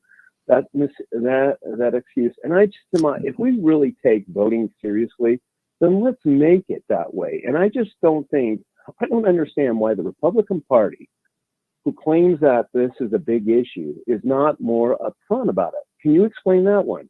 Well, Jim, my one concern about making it a national holiday is we will increase the number of drunk voting that will take place out there as people don't have to work. But Jeff, you act like that's a bad idea. You think our choices can get any worse? I think we're already making bad choices. That's right. People are already drinking when they have to go to the ballot. They're like, this is where our country's going. Yes. These two. I'm already drinking on April 15th. Let's just add another one. Let's just do it, my friend. Yeah. Billy, are you opposed to a national voting holiday? No, I like it. And Jim, I'm not at all. I think we should. I would love the idea of a national voting holiday. The thing that I want to ask Jim is, what do you do about what you call those mandatory employees? We got to have somebody that shows up at the hospitals. We got to have people putting on the badge and the gun and patrolling the streets. And we need people to show up at the grocery store. That's the only hiccup I have in the national voting day is how do we also get them the time to vote as well? Because if we're taking it off to vote, that's the only thing. I still think we should do it, even if they have to be allowed extra time or they're the only ones that are allowed to vote, by mail or whatever the hell it is, or even do early voting, whatever that is. Yeah, but I agree with you, man. how do they do it at Christmas or these other holidays? It's the same process, man. They can use the same process. People, they work half days and all this stuff. It can be done. It's very easily. It's just that we say we make it this is supposed to be a sacred event, yet we treat it like we throw away trash. And I'm just tired of it. And I really think the Republican Party should do something more instead of talking about it, to do something about it. It's a great Jim, point. I appreciate the call. Thanks so much. We'll continue this conversation, but first I want to talk to you about my friend over at Dan Caplis and Dan Caplis Law. Speaking of somebody I'd trust to run our election system, he'd be making a great either Secretary of State, Attorney General, or Governor in the state, maybe Senator too. Dan Caplis I've known for well over a decade. Dan is pro-life, pro-family, pro-America. Dan is with us on the issues, and it's why he supports advertising on this radio station. He's the son of a police officer and a former seminarian who's dedicated the last 40 years of his life to helping people who are hurt in serious motor vehicle crashes. But more than that, he's a winner in the courtroom. Dan is believed to be the only lawyer in Colorado history to have won 5 straight multi-million-dollar verdicts in Colorado crash cases. Dan is also believed to have won the largest truck crash verdict in Colorado history. Dan Caplis Law is the official law firm partner of the Denver Nuggets and the Colorado Avalanche. But look, he's not just reserved for the rich and wealthy.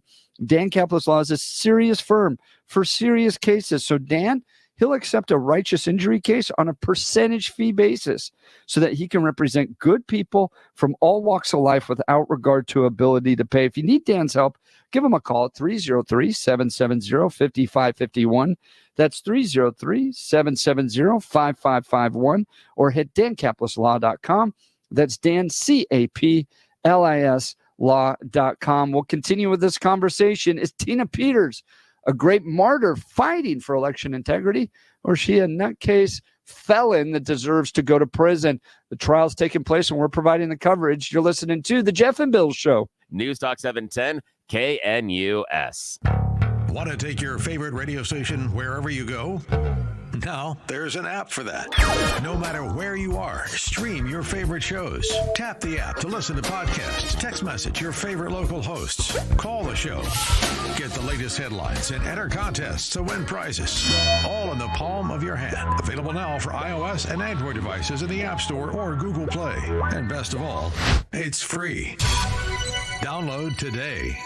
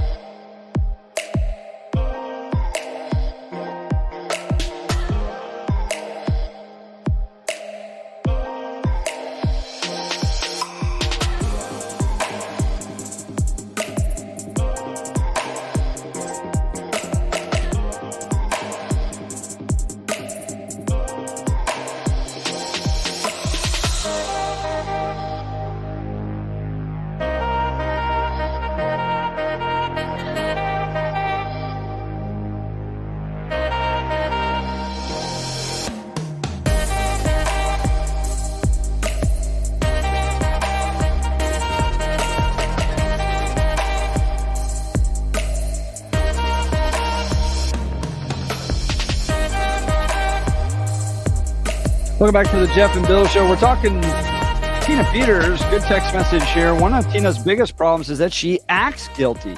If what she was doing was truly on the up and up, why engage in ID fraud to slip into a building after she turned off the cameras? This is the conduct of a guilty mind. It continues, if she copied her exact behavior in any other building but left the building with someone's wallet or purse or laptop or anything other than election data, we would call her a burglar. Ooh. Let's go to the phones here. Jay, Denver, you're on the Jeff and Bill Show. News Talk 710 KNUS. Good morning, Jay. Good morning, Jay. Morning, great show. Can you hear me okay? We got you. Thanks. What's on your mind?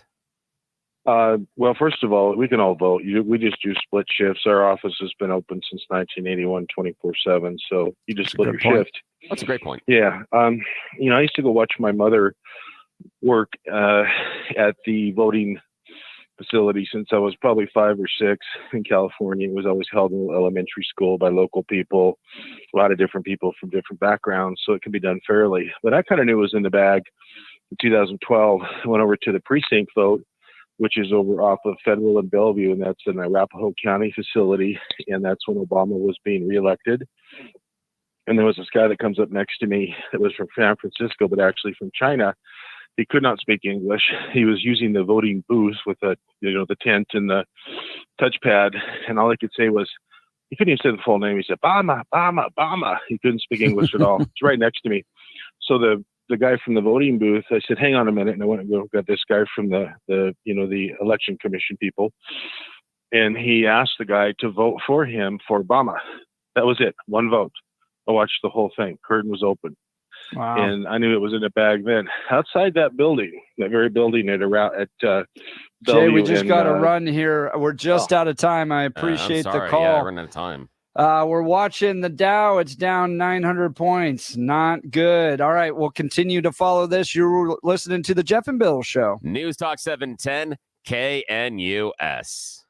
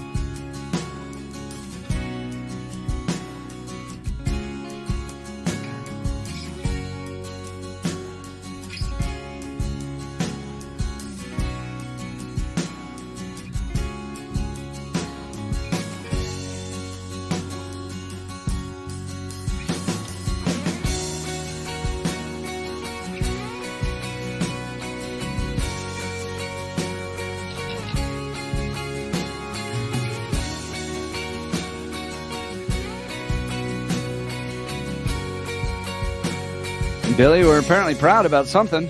Colorado loud and Colorado proud. Yes, It's the Jeff and Bill show. Yeah, I'm the loud part, you're the proud part. That's how this works. That's basically it. Pride, huh? Pride over here. Nicely twisted that. Well done, my friend. That's why we're friends. It's fantastic. I'm wearing, Oh my gosh. I'm wearing a shirt that might qualify. Yeah. All right. It's a very You're loud listening shirt. to the Jeff and Bill show my on admiration. 710 KNUS. I'm your co-host, Jeff Hunt, along with the Honorable Bill Thorpe, bringing you the freshest insights and hottest takes from the right, left, center, and most of the time pretty crazy. It's a beautiful day in the greatest country in history, and we're gearing up for a whole nother hour of engaging discussions, critical analysis, and most importantly, your calls and texts, because this is where Denver's voice is heard loud and clear. So grab another cup of coffee, Denver, and let's dive into the issues that matter most to you right here, right now. Coming up just after the news, a little bit later in the show, Peter Boyles. Friends are going to join us live from Sturgis, which can give us some better news than what's happening to the Dow right now. Currently, we are down 944 points. Oh, we rebounded a little bit. 787 points we're down so far today. I feel so it much wasn't better. good. It was I think it's a combination of inflation, the latest jobs report, and then high interest rates that are taking place right now that may be pushing us into a recession. It was a bad day, I think, in Japan as well. You were saying, Billy. Yeah, the Nikkei was down. This Okay. morning quite a bit. Yeah, over 200 points last time I checked. I haven't checked recently. Yeah, it was not a good day. Overnight trading did not do well. Yeah, in anticipation of this morning. So we'll be watching that. What do you think that's going to do for Kamala Harris's presidential bid and Donald Trump's bid as well? Do you think it's going to affect the election? As James Carville always used to say, it's the economy, stupid. And if the economy is going into a recession less than 100 days prior to an election, it probably is not going to be good for the incumbent. No, that's one of the keys. One of the keys for whether or not or who's going to win the election, especially the incumbent, is the short-term and long-term economy. And those right now are trending towards Harris's favor. But if this continues, that'll turn against her and make it much more likely that Trump will be the next president. Much more likely. We're also monitoring Kamala Harris's social media to see if she's announced a vice presidential pick yet.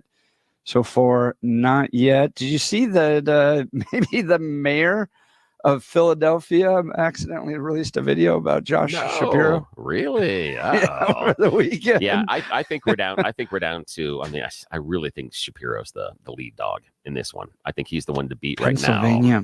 Yeah, Walls is interesting, but I don't think she's going to pick him. I don't think Mark Kelly, Mr. Astronaut, is a great pick, but I haven't seen enough with him lately. I haven't seen a lot of energy around him. Yeah, if I was, it does seem like the socials are energized around Shapiro. Yeah, if we are betting, if we're in Vegas just today, right now, I'd put my money on Shapiro if I had to put money down, and in part, I think because it becomes a defense against a potential line of Republican attack.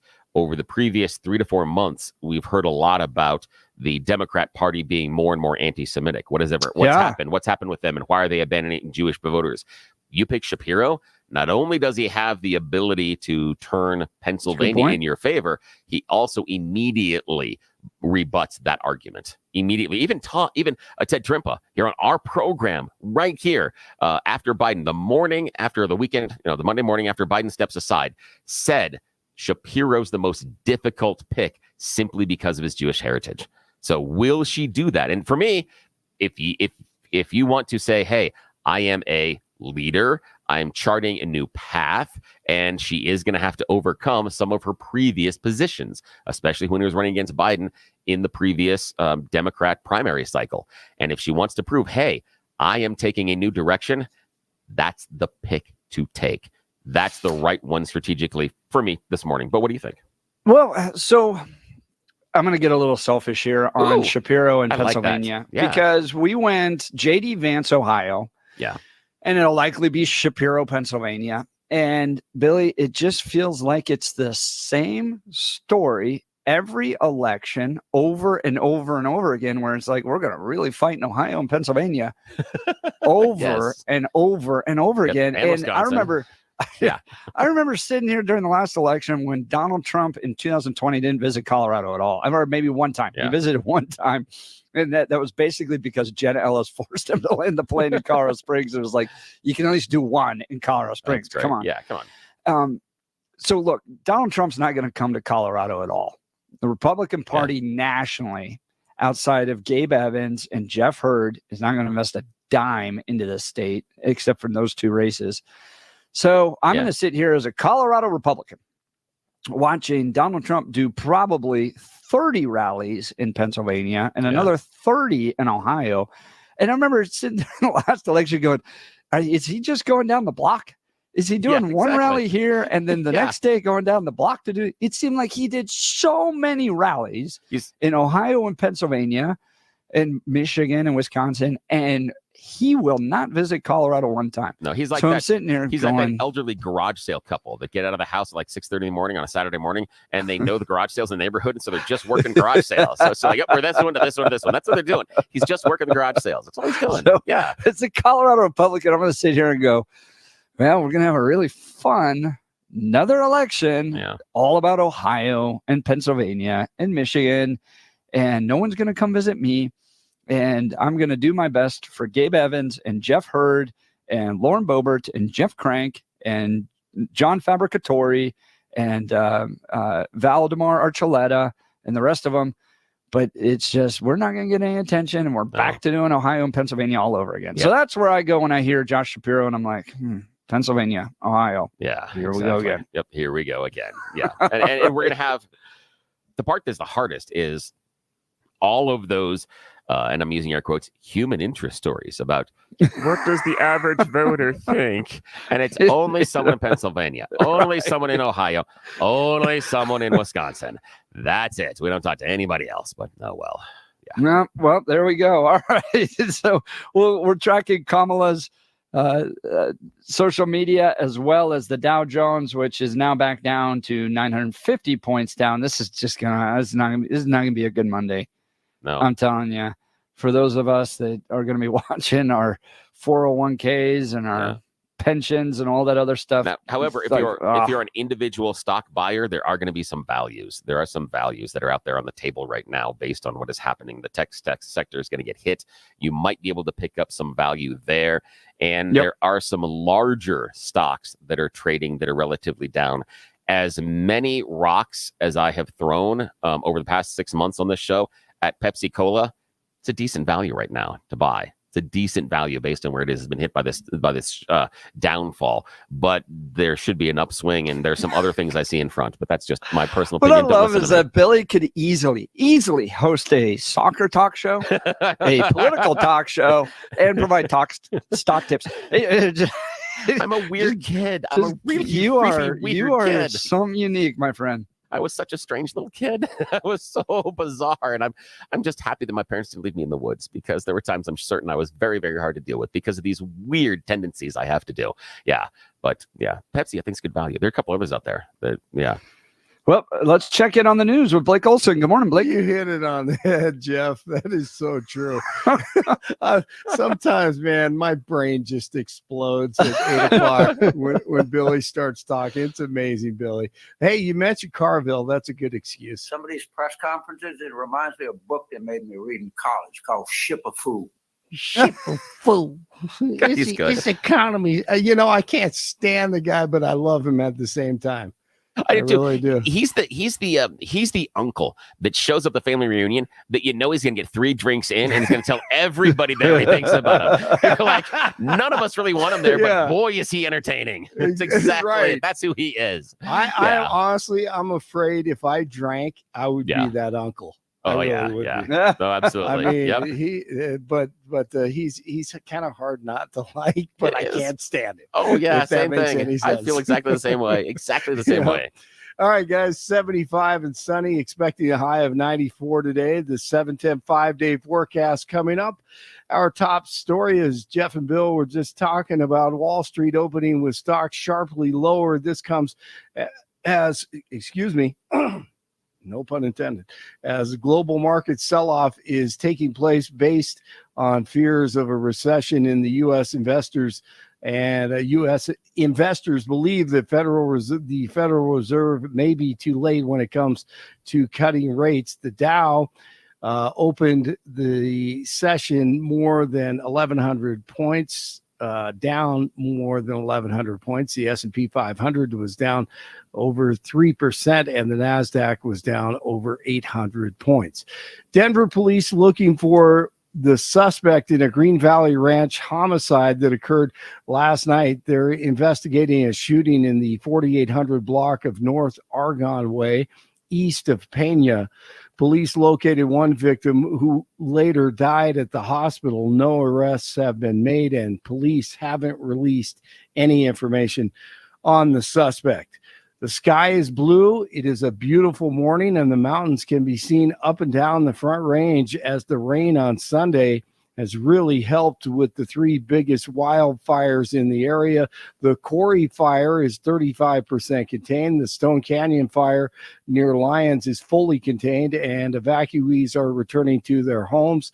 The Alexander Mountain fire west of Loveland is 54% contained, and some people are able to return to their homes. Authorities searching for arson suspects in all of the fires. President Biden meeting with his national security team today as there's growing fears of an attack by Iran on Israel. Tensions in the Middle East are high following the recent killings of a senior Hezbollah commander in Lebanon and Hamas's top political leader in Iran. Iran and its allies have blamed Israel and are threatening to retaliate. The U.S. is now sending more fighter jets and warships to the region. Former President Trump continues his fight against the deep state and communism in Georgia over the weekend. Kamala's radical ideas belong in a San Francisco commune filled with far-left freaks, but they do not belong in the White House. They do not belong in the United States of America. This November, Georgia is going to tell Kamala that we will not let her turn America into a communist country. For years, she has pushed legislation to strip police officers of any protection. They have no protection. Anything they do, they get sued, they go bankrupt, they lose their house, they lose their family, they lose their pension. They ruin their lives. They want to ruin their lives. She was the worst at ruining police officers. And when I'm president of the United States again, we will never defund the police.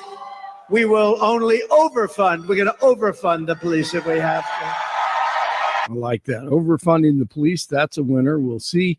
Broncos training camp continues at their ridiculously long corporate name facility, Dove Valley to me. The Gray Randy Gradishar inducted into the Pro Football Hall of Fame. Padres beat the Rockies 10-2. Team USA's Noah Lyles is the fastest man in the world. He won the gold medal in the 100 meters with a time of 9.79 seconds. 70 in Lafayette, 73 in Glendale, 75 in Denver. Jeff and Bill continue. Old white guys, good old white guys, young white guys. Blake Olson, News Talk 710 KNUS. Subtropical moisture is going to be overhead this week, so thunderstorm chances are going to be good, especially second half of the week. Still warm, low to mid-90s today, 60s tonight, and low to mid-90s for tomorrow, and low to mid-90s Wednesday. Today through Wednesday, a handful of afternoon and evening scattered showers and thunderstorms. A cooling trend, showers and thunderstorms increasing Thursday and Friday. Weather sponsored by BranchPlanning.com. Secure your future retirement with a reliable income stream. Annuities can provide guaranteed payments, giving you peace of mind. Get your complimentary review at BranchPlanning.com or call 720-651-9800. Meteorologist Don Day in the 710 KNUS Weather Center.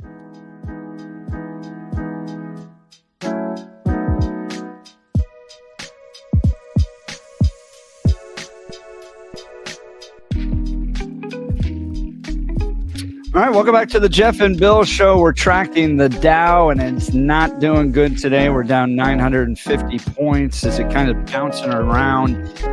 And we could be heading into a recession. A lot of the news, especially after the jobs report that took place on Friday, jobs are not coming in the way they expected, and it'll probably be adjusted even down further later as we get closer to the election. But look, we're less than 100 days out from this election. And I think the average voter that's gone through the Biden years is paying more money as a result of inflation than they did 4 years ago. A lot of the people I know are working 2 jobs to just try to live the same way they did a few years ago.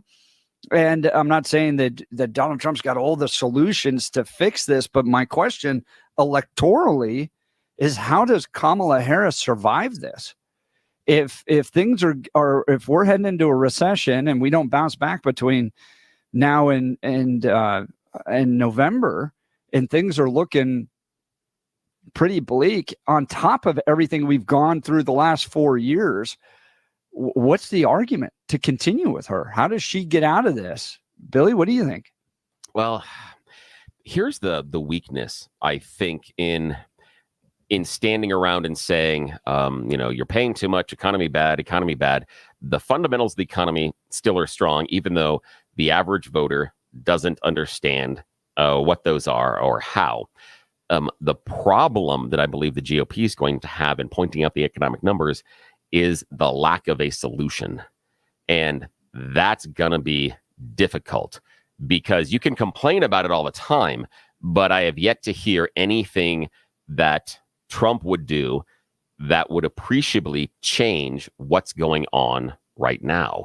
And I'm not sure tariffs are going to add to it. And tariffs are going to make it worse. Better. That's the problem. Yeah. Well, I look at tariffs the same way as I look at minimum wage. Is this ends up becoming a tax on all the consumers that use those prices or use those products? You've seen that in California now, where you're having people lose their jobs and costs are going up, all related to.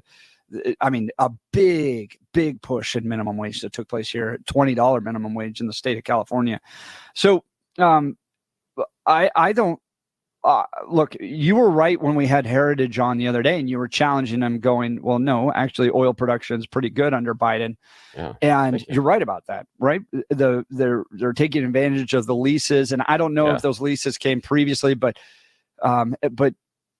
Kamala Harris had to change her position on fracking. Yeah, she wanted to ban fracking. Yep. Now she's going, well, we got to get Pennsylvania, so we're going to open up fracking. And now I'm for fracking.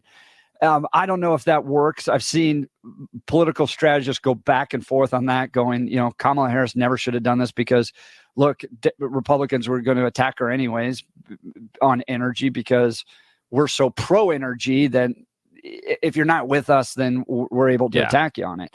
So I don't know what Kamala does with regards to Trump. I think Trump's only argument is going to be reduce taxes, right? And so that we can free up businesses, and the regulation argument is because he's not good on spending.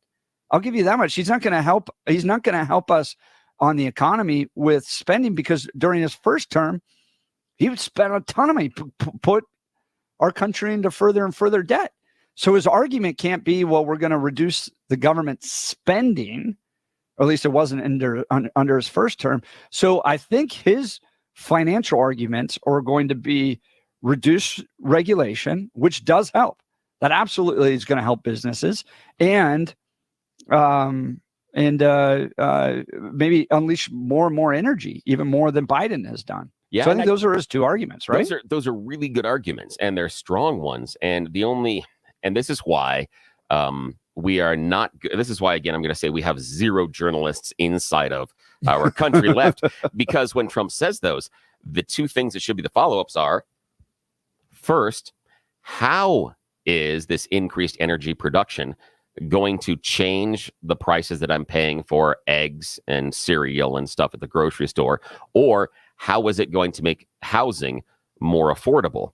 And the other question I would have would be, I don't need specifics, but what industry is being so regulated that these costs are going up so high? Show me the correlation or the causation between the two, that these government regulations are the reason that we are getting pinched so much. And again, we talked to PepsiCo right before Blake's news, and I've brought up Pepsi, that the fact that, what was it, previous quarter, I think their sales were up around 1%. But that is on the back of a 13% price increase in 3 months. They didn't increase sales. They increased revenue growth on 1% because they increased their pricing by 13% in 3 months that we're paying at the store. Now, if there is an increase in production of energy, Pepsi's not lowering those prices. And if there is a reduction in regulations, Pepsi's not lowering those prices. That's not why they were increased in the first place. And that's going to be the problem. Now, again, that is anecdotal because it is just one example. And there could be some relief somewhere. But that's the problem is I think in order for the Republicans to say, we are going to get the economy back rolling, they're going to have to close the deal by telling people how. There are going to be a lot of people that are nostalgic for the Trump years, but they need to tell you how. So I definitely get that argument. But here's my question, Billy, and maybe they don't have to. Maybe there's just a feeling that people have that under Republicans, businesses are going to be less regulated, less taxed, people are going to be less taxed, and therefore things are going to improve.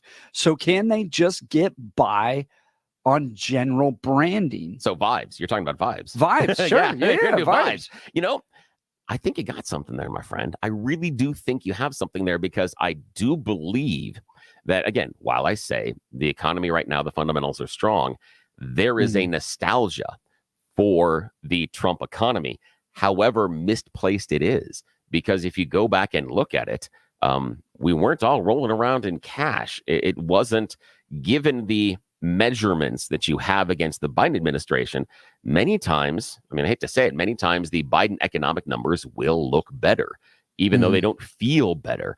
And that'll be the thing. But yeah, I think you had a point there that can they get by on vibes? That? Yeah, I think they can get by on vibes. The idea is, didn't you feel better back then? And if I felt better, yeah, I might just vote for you. That's an excellent point. They can just vibe their way through this one. Yeah.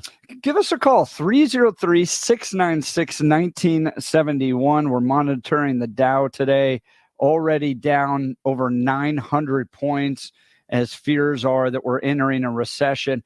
But we have a really good text message here from Jason. Denver, the Fed will lower the rates in September or before, and the stock market will rally, and all will be forgotten and forgiven by October. That's interesting. That can happen. Yeah, that can, because it depends. I still think that the shakiness that we're seeing right now, I think, has to do with a lack of a rate cut. And money is too expensive to purchase, to borrow right now, not purchase, to borrow right now. And I think that's what the slowdown is.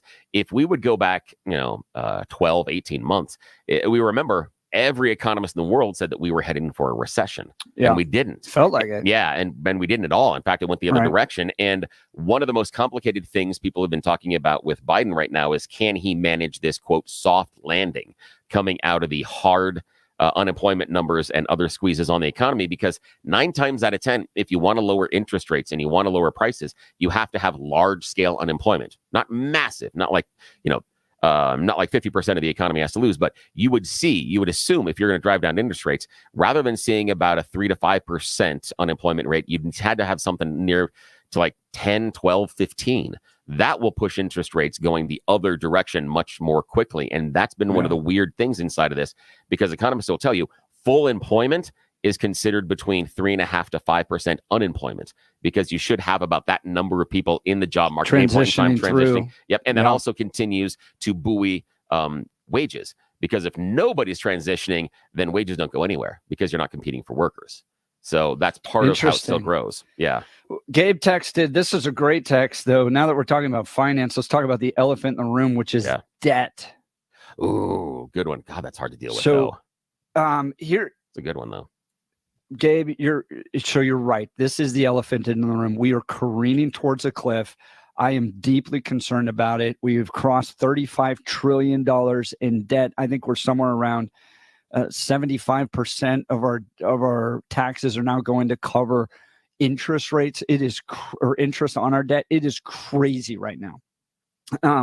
Years ago, I met with a number of folks about the debt, and they were trying to raise concerns about this debt. And I just brought this question to them: how has your life changed now that we're in $35 trillion of debt that it wasn't when we were $28 trillion in debt? right? That's $7 trillion, right? Yeah, yeah. And for you talk to the average person, on the street, and their life hasn't changed really at all. So why would they care that much? So this is the problem. We're careening towards this. Eventually, you can't have unlimited debt, right? Because then money's just funny money. It's monopoly money, whatever. You can burn it. Now, Jeff, I got to interrupt you just for a sec here. Yeah. Just for a second. I have to tell you that example of how your life has changed between when we were at X debt number and now we're at Y debt number may be the most simple yet genius explanation as to why we don't care. I mean, I just high five my friend, because I've never heard anybody else crystallize it so well into a single question. And that is the question, is regardless of how much debt our government runs up, they appear to be just fine taking out loans and printing more money. So you're right. Your life, my life, and our listeners' lives don't change. It's a great point. But at the same time, there's a cliff somewhere, right? At some point, this thing can't sustain itself and crashes. And that's something we're going to put on our kids and our grandkids. So anybody with any type of fiscal sanity is concerned about it, but you don't know where the edge is, and it hasn't made huge differences in our lives. So we just kind of continue to walk down this road. It would be like one of your children getting out of college, and you can see them living a lifestyle that is well beyond what their income is, but they keep putting it on the credit card, and they keep putting it on credit cards, and they're taking out these loans, they're taking out this type of loan, and somehow, some way, there's no negative financial consequences. They keep clearing rent, they keep feeding themselves, they keep going on vacations, and they have a car. You're like, I have no idea how this person's doing it, but somehow they're making it work. So it's much harder for you to come in and go, got to stop that. Bad things are going to happen. And just like you, I, and our listeners, and all Americans turn around and go, what bad things? Things are cruising along just fine right now. And every couple of months, I get more free stuff from politicians. So, well, what's the negative? We don't see the negative. You're right. So the Dow is down 1,000 points now. It is not looking good. That's a 2.52% drop. And we're just only a few hours into the trading session. Not even an hour into the trading session. So it's going to be a rough day. But Iggy calls you the Oracle of Denver, Bill, and he would like to know which stocks you're buying. I have my eye on a few. There's a couple that I'm looking at the dip right now. I think there could be some finds in the tech sector.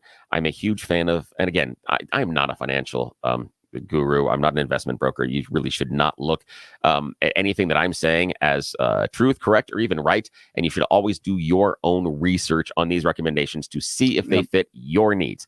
Okay, good. I think that covers me legally. Now, I like NVIDIA right now.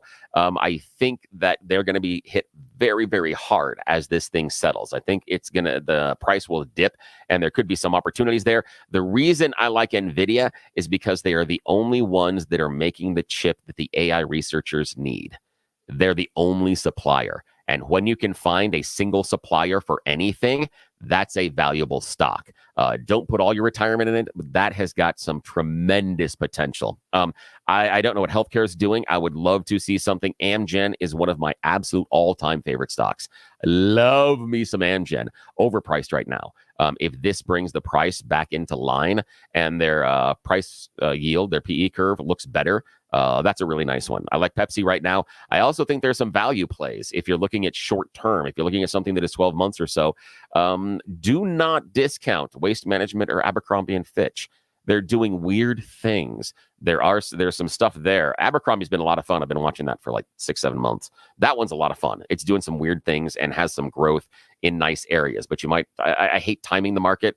So you might be a little more, if you're skittish, those may not be the ones to look at, but those are really interesting ones. And also I think that I don't know where things are going right now, but there may be some opportunity in corporate bonds. I would stay away from T-bills at this point, but I do like some of the longer term corporate bonds because interest rates are going to drop when we hit September, and that's going to change the corporate bond rate. And on a longer term, something that's like 3 years, 4 years, if you can get the higher interest rate now, I would take it on certain ones, but make sure you are buying solid companies.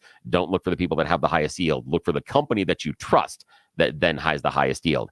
Short-term bonds are going to be washed. I wouldn't do those on corporate bonds. Short terms, the interest rates are going to be crap. But your long-term, your 3, 4, even 5, I don't know if I do 5, but your 3, 4 years, in the next 3 weeks, you can find some really decent value because you're going to be able to lock in a higher interest rate that you won't get post-September. But again, just an opinion. Don't listen to me at all. Don't do this. Okay, sorry. Well, and we got a good text message. When might they shut down the market? I think we'd have to see like a 10,000 point drop or something. I think or 7 or 8. Yeah, I think it would be much larger, and it would have to be a bloodletting just to basically. What you're worried about is the self-fulfilling prophecy, the idea of the snake eating its tail. Is once everything starts falling, you don't want to think that everybody needs to get out. The problem is remember everybody that has 401ks that is invested in mutual funds. That's one of the reasons, in my opinion, that so many politicians want to, and economists want to get Social Security investments into the stock market, because all of our 401ks set an artificial floor because we can't move our own money out of those mutual funds enough. So the people that are doing the actual trading and the people that are making their money on this, we create an artificial floor where it can't drop below a certain area because we can't sell. We don't have that mechanism based on how your investments are. So that's why that's why I don't like the idea of privatizing Social Security, because for me, it creates the ability for the people that are playing the roulette game in Wall Street to be insulated from a lot of their bad choices. I think if you make bad choices, you should be burned. But if we put if we put all of our Social Security investment money in there, the stock market can't ever have a super bad day. Can't ever, because everybody in America loses money. So we would see much more, in my opinion, much more manipulation of the stock market by the government than we do right now if we privatized it. It's not a good thing, but that's just an opinion. Market-wide circuit breakers provide for cross-market trading halts during a severe market decline as measured by a single-day decrease in the S&P 500 index. A cross-market trading halt can be triggered at 3 circuit breaker thresholds: 7% drop, 13% drop, and 20% drop. Thank you. Right now we're at a 3% drop. Yeah. These triggers are set by the markets at point levels that are calculated daily based on the prior day's closing price. Oh, thank you so much. Nope. It's much there you smarter go. than I am. We have a very That's smart fantastic. person that texted and who used to host the show. I want to know, why are you listening? I have to making more money if you know that much and about it always this. comes back to snakes with Billy. Yes, it does. Always does. Always, always, always. We had another really good point here. Oh goodness. Oh yeah, about the debt. Oftentimes once you reach that point, it's just too late. That's true. Imagine it with your credit card debt. There is a point in which your income will not allow you to pay down the principal on your credit cards. You can take out enough loans, that you can't possibly make enough money. All you can do is pay off interest, and the interest is just going to continue to accumulate. Yeah, absolutely. Iggy's wondering where you get the time to do all the things you can do.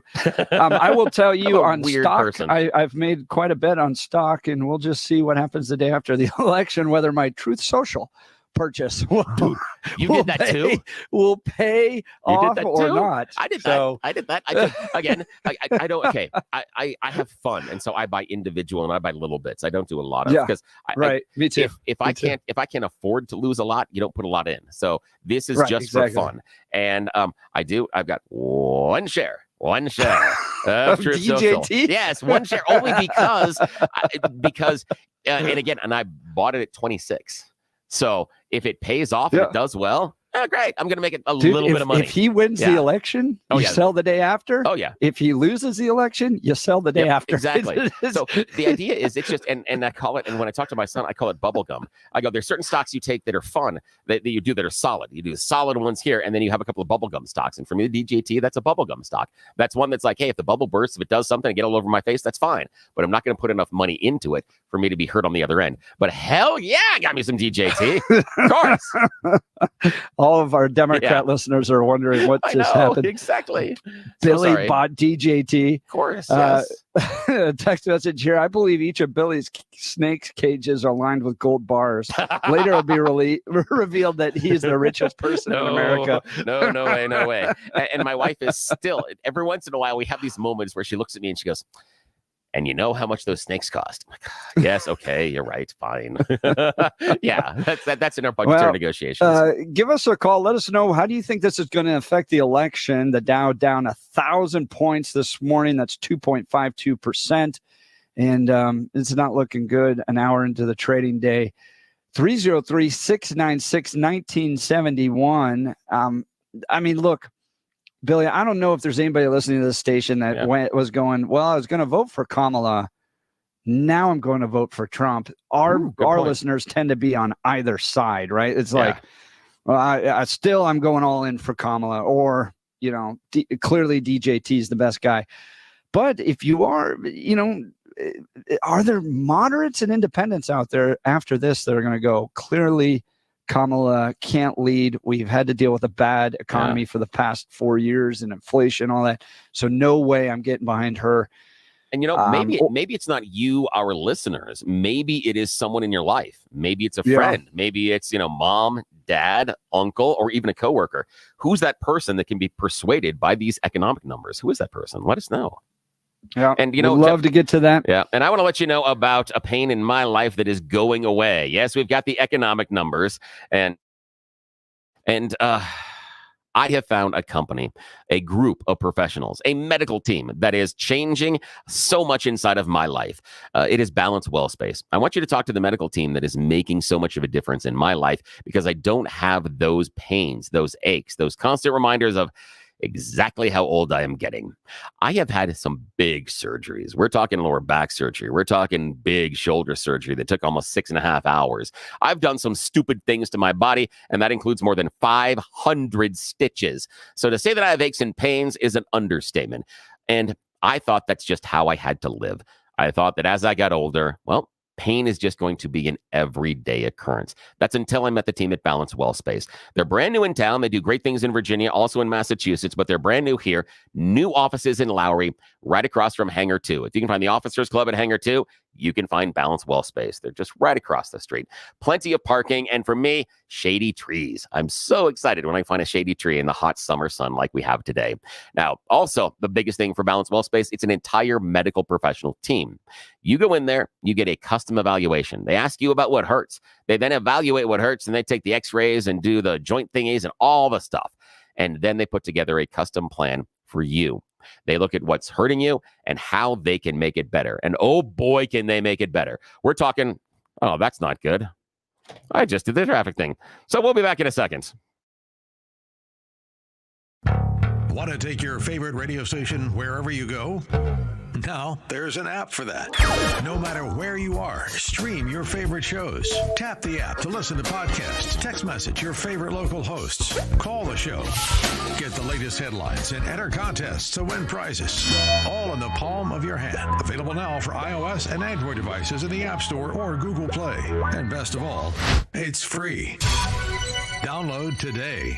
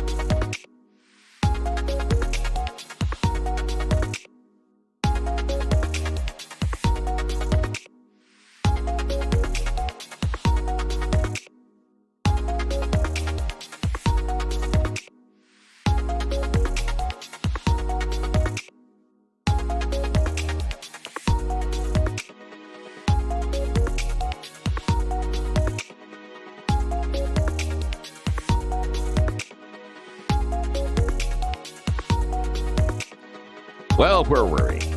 Balanced wall space. Remember that? I'll give you one guess as to which one of the stellar team pushed the wrong button and too stupid to break both before we should have. That would be me. Hey, it's Bill. And I want to continue talking about balanced wall space because I didn't get to tell you about everything they're doing. Chiropractic, neuropathy, physical rehabilitation, wave therapy, regenerative care, trigger point injections, and some incredible advanced modalities. Stuff that many people haven't even heard of. And they've done some amazing things with me. The difference is the pain is gone, and that's what I want you to experience as well. My back used to give me pain every day. Waking up in the morning, it would take 20 minutes or so until it felt just normal. I would sort of shuffle around, and I would even sit in the shower for a little while and let that hot water run on my back just so it felt better. My shoulder, they're so screwed up. Anytime the temperature inverted, it ached deep inside. And my collarbone is dislocated from my sternum, and it would rub back and forth. And that's a fun thing when it's rubbing bone on bone. That's not happening anymore. What they've been able to do for me is nothing short of remarkable. And it's in less than 2 months. I want them to be able to make the same change in your life as well. Check them out, balancewellspace.com. Dr. Julie, Dr. Jess, the entire medical team. And the best part about it is one stop. You go there, you get all the treatment you need. No more driving all over town. You visit balancewellspace.com. You go to Lowry. They take care of you in one appointment, and every couple of weeks, they reevaluate your treatment to make sure they're doing the best for you. Check them out today, balancewellspace.com, balancewellspace.com. Now back to the guy who doesn't push the buttons and take us to commercial at the wrong time. Because they don't give me any buttons, Billy. They shouldn't give me many buttons either. They really shouldn't. Stocks tumbling around the world, down 1,000. Nikkei, how do you pronounce that from Nikkei. Japan? Like Nikkei and then K. Yeah. There you go. Nikkei. Nikkei, biggest rout since Black Monday. Magnificent Seven shed $1 trillion. Recession odds climb. Emergency cut rate possibly coming, or emergency rate cut coming. Trading platforms crash. Those are the headlines leading Drudge this morning. Wow. Look, I frankly, I just don't trust the Biden-Harris administration to figure this out. I mean, they might be able to cut the rates, but that rate cut will slow it. It'll slow this transition, and it could really help. But that would also be another market shakeup. Yeah. Oh, that'd be a strange to have the Fed come in and have to make an emergency cut like that is not good. That's never a good thing. You remember when this happened in 2008 and they like John McCain canceled? I still have PTSD. Yeah, but he I'm canceling my campaign, pausing my campaign. I'm heading to Washington, D.C. We need to solve this. Do people trust politicians? I don't trust them. No. I don't think Biden and Harris are going to do anything about this. No, not at all. And especially if you can't trust Congress. It goes back to who is it? Oh, the comedian Gallagher always talks about the idea that you can't trust politicians because when you get 500 people together, the only thing they'll ever agree on is let's raise our pay and go on vacation. That's it. So he's like, that's all. But Nancy Pelosi is like one of the best stock pickers of all time. It's so weird how what that is happens. she doing right now? Yeah. Does anyone know what Nancy isn't there a website that tracks there's actually what members of Congress trade? There's and I don't know the name of it. There is an index fund that you can buy into, and that's what they do. They track the stock picks of the major players. I think they've got 7 or 8 that they follow that do remarkably well. Capital Trades is one of them. Yeah, I think that's the one. And what they do is they pick like the 7 top earners inside of Congress, and then whatever they buy that thing within 24 hours. And so, and you're invested against a mutual fund, so you're not buying the individual stocks, but you're group purchasing them. So it spreads, risk as well. And they've done very, very, very well. Oddly enough, I wonder why that happens. On July 26, Representative Pelosi disclosed that her spouse had reduced holdings in Microsoft by 5,000 shares. Ooh. It's like they almost saw this coming. Yeah. And Warren on the Buffett same day, shed Paul Apple. Pelosi, Paul Pelosi also diversified his portfolio by investing over $1.1 million in Nvidia. Yeah. And the same one you were talking about. Yeah. And they're fantastic. Now, the other part is, now you remember when we were going into the COVID thing, if you go back and look at those stock trades, it was weird how the majority of them got out of restaurants, entertainment stocks, and all into medical stocks. That's weird. That's very strange. They're so intelligent. Oh, my goodness. Capital Trades is the website. There we go. Where they track all the politicians, because this is going to be a rough day for everybody. Yeah. And look, this is what I was wrestling with, Bill. Yeah, tell me. Was whether or not the bump around Kamala Harris was real and genuine, or was it just around the idea that we didn't have Joe Biden? Enthusiasm, yeah. And are people really that excited about her? We're up against a break here. We'll continue this conversation, but look, are people really excited about Kamala Harris and her leadership, her ability to lead, everything she did in San Francisco and California? Yes, let's replicate that. The border, she did a great job. We can't wait for her to be president. Or are they just happy that Joe Biden's not the candidate and maybe they have a better shot? And in light of what's happening today, is she going to be able to show leadership? I don't think she's shown leadership once ever in her career. And we'll have to see if she's able to get us out of this problem, but I doubt it. All right, we'll continue. Give us a call, 303-696-1971. You're listening to The Jeff and Bill Show. News Talk 710 KNUS. Want to take your favorite radio station wherever you go? Now there's an app for that. No matter where you are, stream your favorite shows. Tap the app to listen to podcasts, text message your favorite local hosts, call the show, get the latest headlines, and enter contests to win prizes. All in the palm of your hand. Available now for iOS and Android devices in the App Store or Google Play. And best of all, it's free. Download today.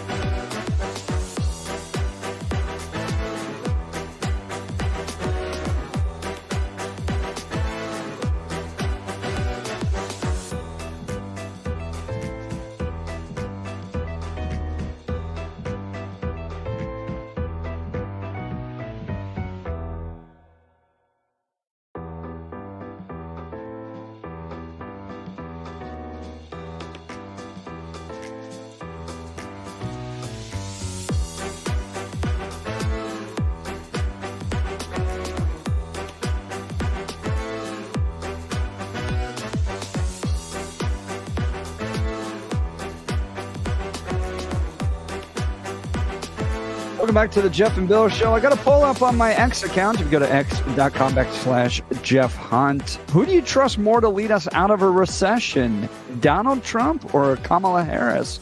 Right now, DJT leading 85-15. Oh, that's a tough one. Percentage points. That's a tough one. That's a good. You think that's a tough question. one? You think Kamala Harris can lead us out of her Billy? No, the issue is this. It's not. Here's the idea: this is the thing is on that you have the assumption that I think either one can do it. I don't think either one can. That's the thing for me. I think DJT can lead us out, man. For me, he's going to fire up that economic engine. How? And what's he going to do? And that's the thing that we talked about it earlier. Is what is he functionally going to do? That's the problem. Is the lack of a solution. I don't think either one of them can lead us out of a recession properly. I have no faith in either one. Yeah, but it's interesting. It's a great question. I think the reducing regulations, reducing taxes, I think it inspires people. It fires them up. It gives them more optimism about the economy. I don't know, man, because if we get into this spending thing, if we're going to race in there like we did in 2008 and drop trillions of cash, I don't know if it's going to work. We'll have to see. All right, Peter Boyles coming up next. You're listening to the Jeff and Bill Show. News Talk 710 KNUS.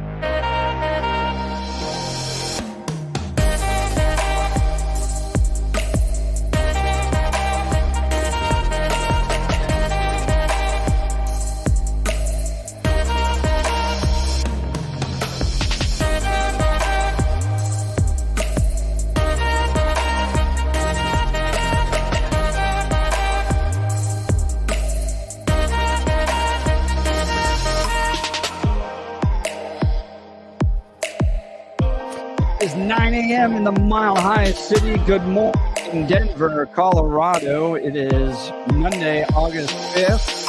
Headlines coming out of Drudge this morning. Stocks tumble around the world. Dow down 1,000%.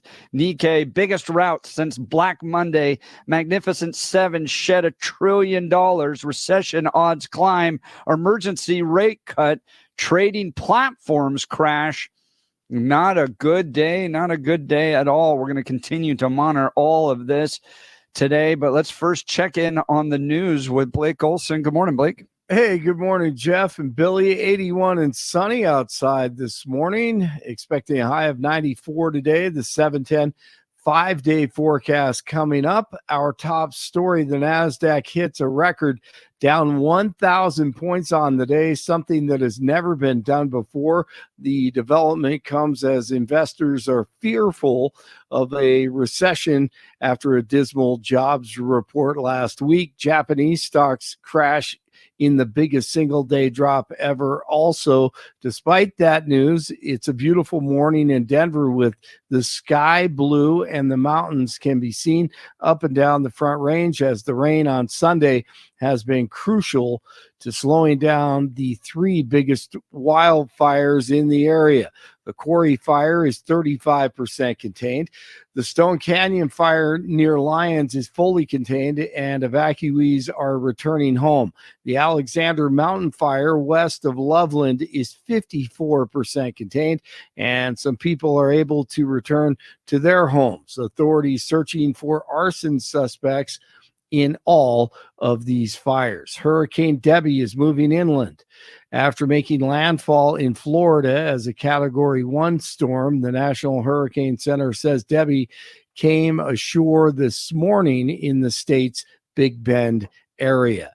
President Biden meeting with his national security team today as there's growing fears of an attack by Iran on Israel. Tensions in the Middle East are high following the recent killings of Hezbollah Islamo-Nazis in Lebanon and Hamas's top thug in Iran.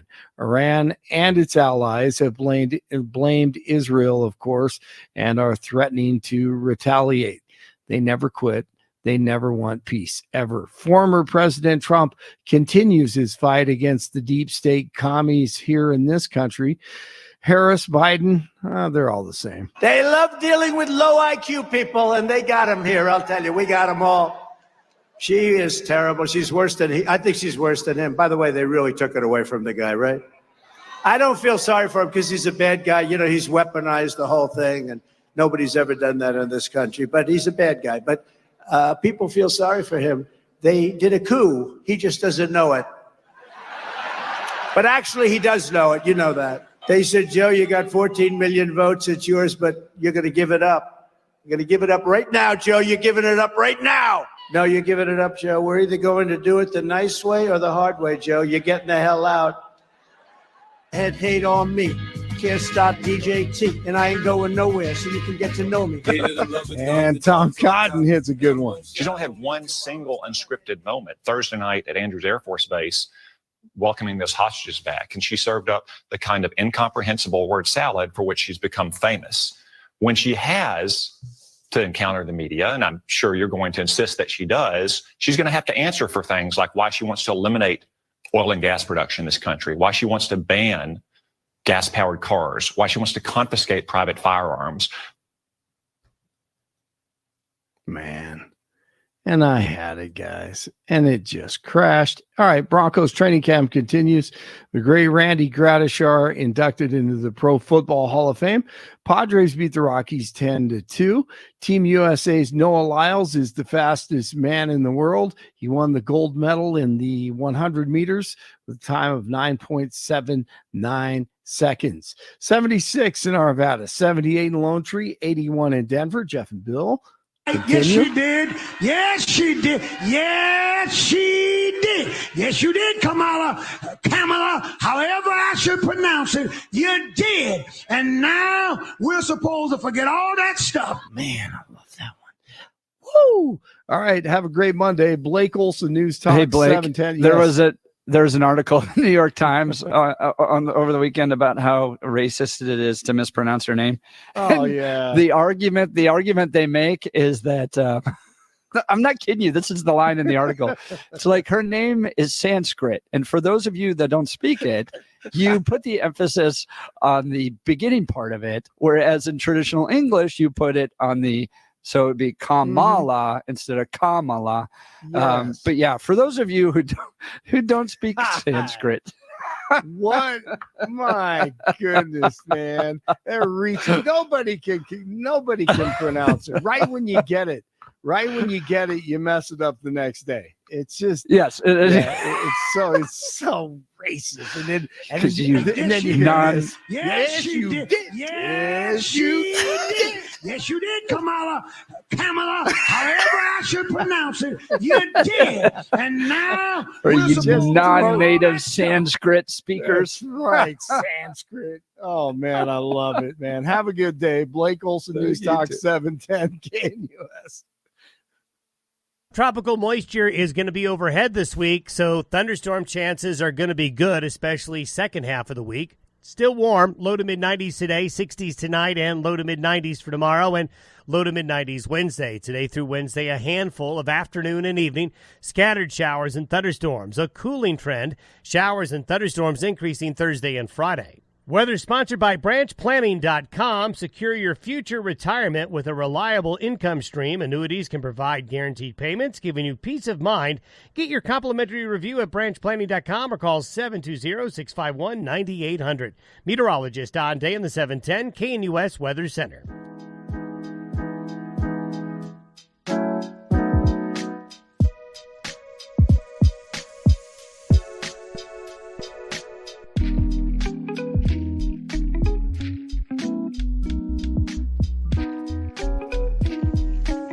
Billy got a good text message here from the bread man. Jeff Sturgis would make a good movie. You'd have to get a tattoo. Be like Borat. Well, speaking of Sturgis, our good friend and radio legend Peter Boyles joins us live from Sturgis. Pete, how's it going up there? Good morning, guys. Actually, wonderful. Let me introduce who you're looking at in the shot. On my right is retired Major General Eyre. He's with us every year. He's the head of the Colorado Guard and wonderful motorcyclist. His wife is like better than any of us. On my left, I talk about it on the radio show all the time. Ken Deal, retired head of the U.S. Marshals. Ken and I and some friends rode up here, and we're staying with the general and his wife. So in the backdrop, we're actually in Rapid City. I'm looking at this picture, I'm thinking, as a history buff, there was this great picture of Joe Stalin, FDR, Stalin, FDR, and Churchill, and that's kind of what it looks like.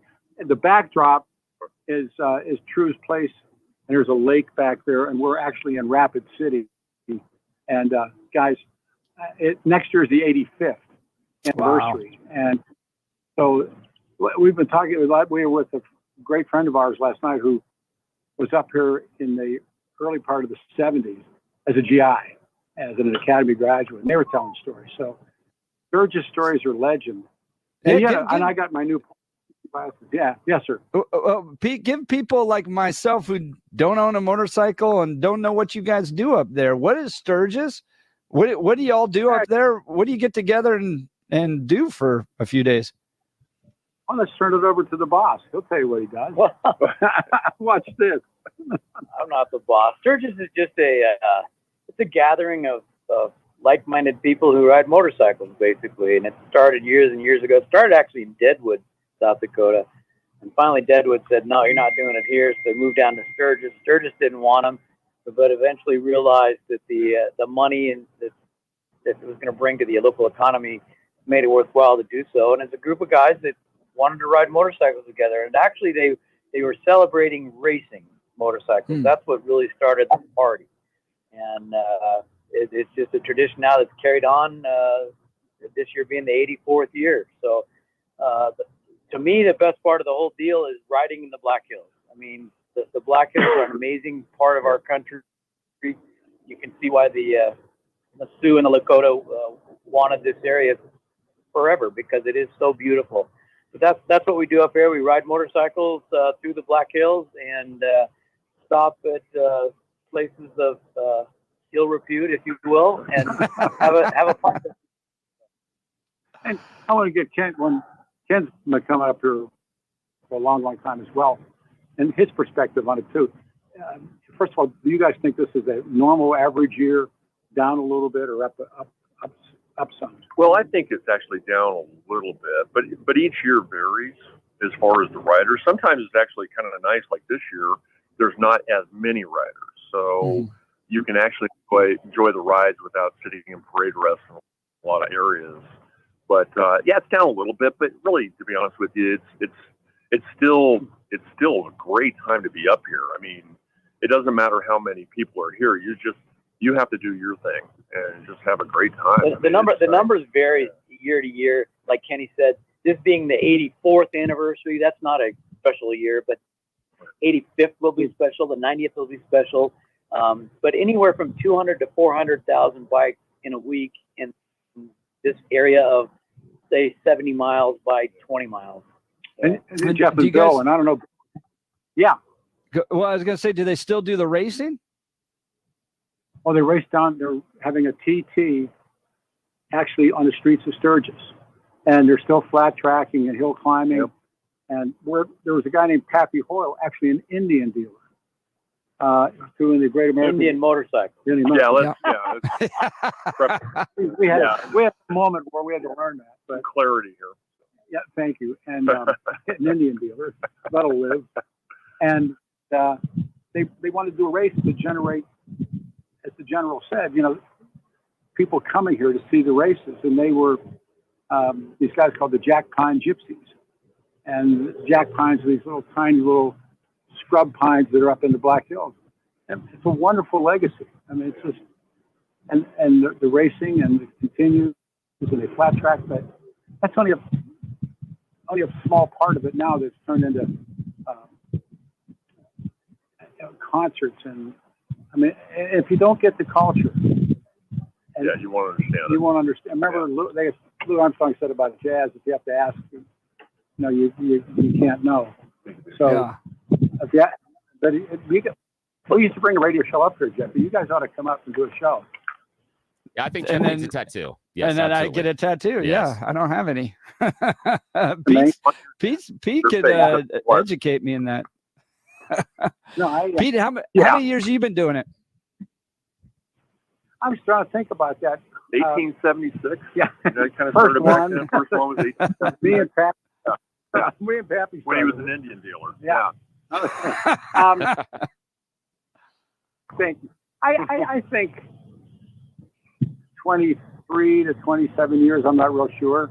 We used to bring the radio show up here, and then we did we used to have a syndicated motorcycle show on Jones Network, and we did that up here, and we did some television up here, and you find out that you're really working, and so I kind of let that go. And it's been you boys need to come up here, and you need to get some extra. Oh yeah, we should do that. We should have a contest and allow the listeners to choose Jeff's tattoo. It would end up being Kamala freaking Harris, man, is going to get a tattoo. Lower back. On your lower back. Yes, right back there. Absolutely. Oh my God. That's Billy, fantastic. you a motorcycle rider? I have been on motorcycles. I wish I could, but as I said, my wife told me as soon as the first child was born, nope, can't do that. My dad had a motorcycle, and that was the rule from my mom when I was born. She was like, well, congratulations, you're now a new father. Sell the bike. I ran around our house in my dad's old motorcycle helmet for years because I loved it. And I borrowed friends during teenage and early 20s, never actually purchased one. Love it. But I still have kids in the house, and I really, really like being married. So I do not own a motorcycle. If I did, I would have my own apartment. Yeah, and be divorced. So, boys, you have now the culture up there is that you guys are getting in fights and they're scantily clad bikini biker babes and all that stuff. Is that happening up there? You got the chains to go get in a fight? closer than you know. Yeah, you are moments away from. Yeah, the bikini clad is now painted bikini clad. So now it's just paint. But there's some, you sit there and you're kind of going, wow, all right, here it is. When she first came up here, she had an eagle tattooed here, and now it's a pelican.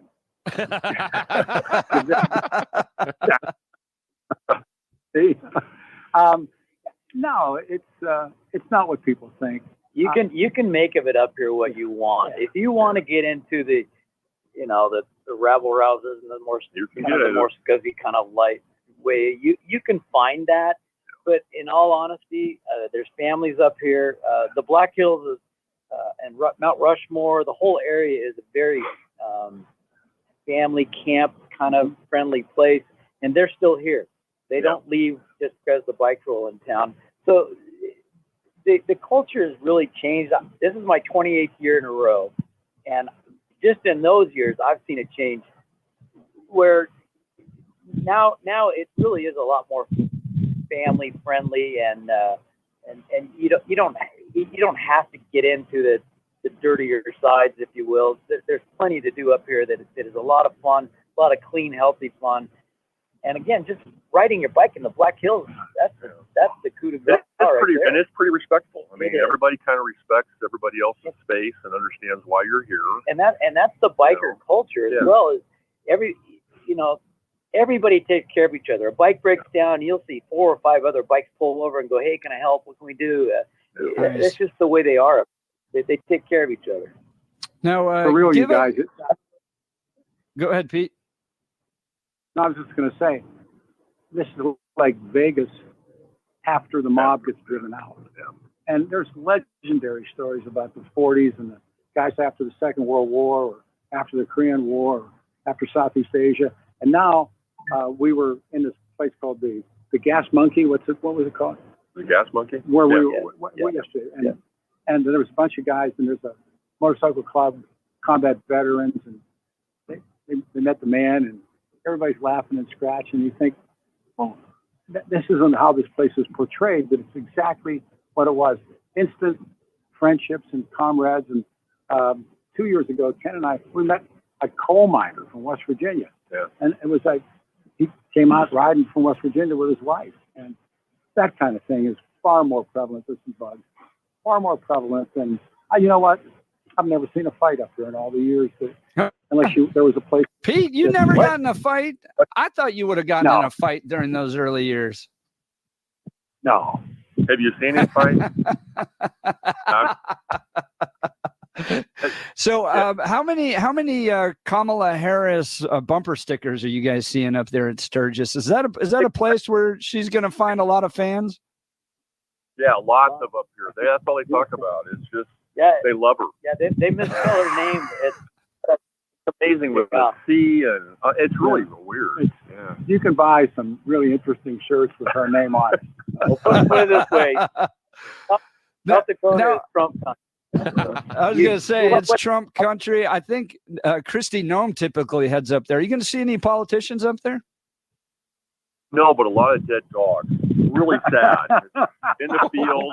Oh, that's great. Ouch. You know what's cool though? It's Americana. Everywhere you ride, there's flags up. People, they fly the American flag up here. They really do, and it's not just for Bike Week. Yeah, and it's not just for Trump. They're just Americans. They like the flag. I talk about this man and his tradition and his career. I've ridden up here with him 4 years, Kenny and I. We go by flags. There's a cemetery out here, veteran cemetery. Man, always slips. And I guess I'm going public with something that's very private to you. But I watch this man, and I think, wow, that dedication, and that's reflected up here. I mean, there's people up here are fantastic. I mean, this whole area, the region. It's really it's refreshing. Yeah, put it that way. You kind of feel it. A little different than our blue state. I'll just leave it at that. You can tell. You can sense.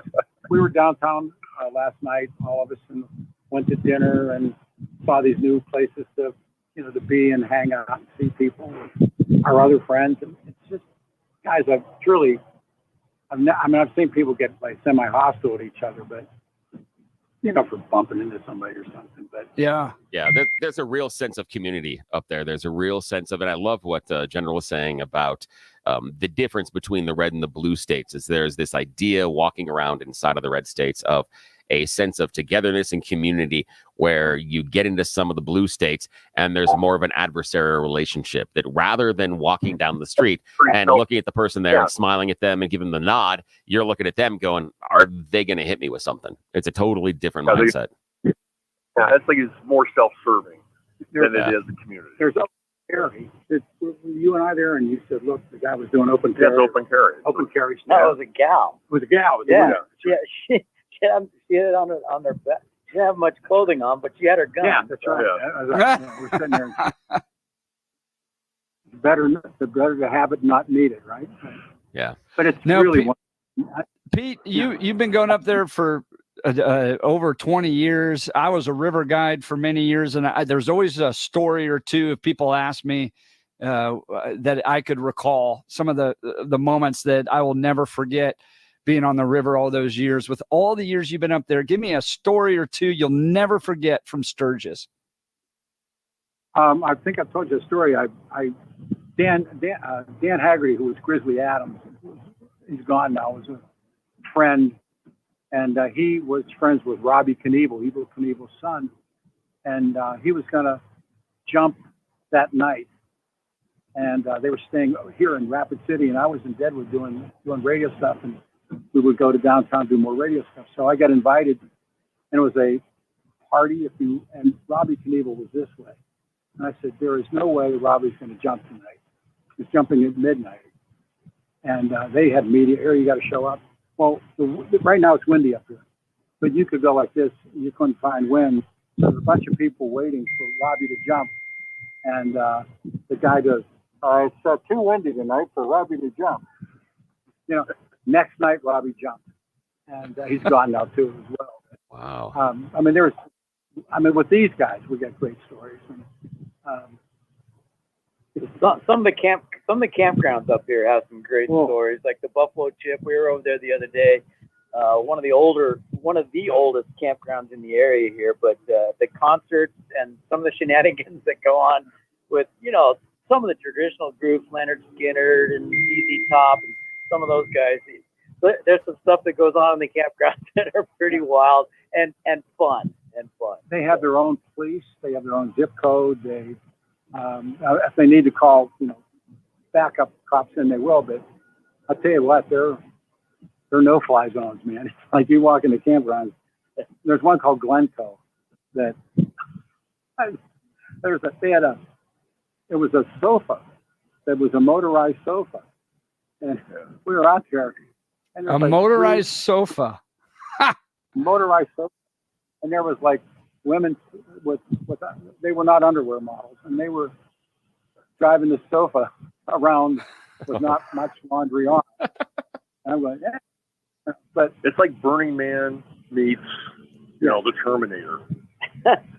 Dirty, a lot of dirt, going, yeah, that's something else. You have my attention. But it isn't even what people think. But again, you can make it what you want. Up here. I got to tell you, today, 1 o'clock this afternoon, we're going out on one of the big lakes up here on a pontoon boat with 10 people that are up here for the rally. To the greatest fried chicken ever. Wow. Yeah, there's a marina up there that cooks fried chicken. It's the best chicken you ever had in your life. Really good. And we're taking it out on the pontoon boat. So there's a lot to do other than just go to a bar in Sturgis. Yeah. Wow. These guys That sounds like it. And they sold, and they said, this is the greatest fried chicken. Kenny and I had never been there. We rode our motorcycles out there. Unbelievable. Yeah. The greatest fried chicken ever being cooked on a lake out here. Yep. Now, Pete, is there like a rivalry between the Harley and the Indians riders? Yeah. Yeah. Not the well, go ahead. Well, it's interesting you said that, because everybody talks about, well, I can't bring a foreign-made bike up here. We have seen, it's really, like I said, when you look at the biker community, maybe back in the early days, when we, Oh, yeah. you know, when they used to burn them on. They used to burn them. on Main Street, They would you know. pull these bikes and they'd stack them up in the street park. And they burn the Japanese bikes, and the riders stand there. There's nothing you. Yep. But you don't see that nowadays. You just see everything up here, from Every kind of bike. hand built to corporate. But there is, I don't know. I think there's always this underlying. Well, you're riding this, and I'm on a Harley. I think when you talk to certain people, the brand itself is the icon, and that is the bike of choice. But they're accepting of everything on two wheels. Yeah. You know, it's there. I mean, but they're accepting. It's sublime. Yeah.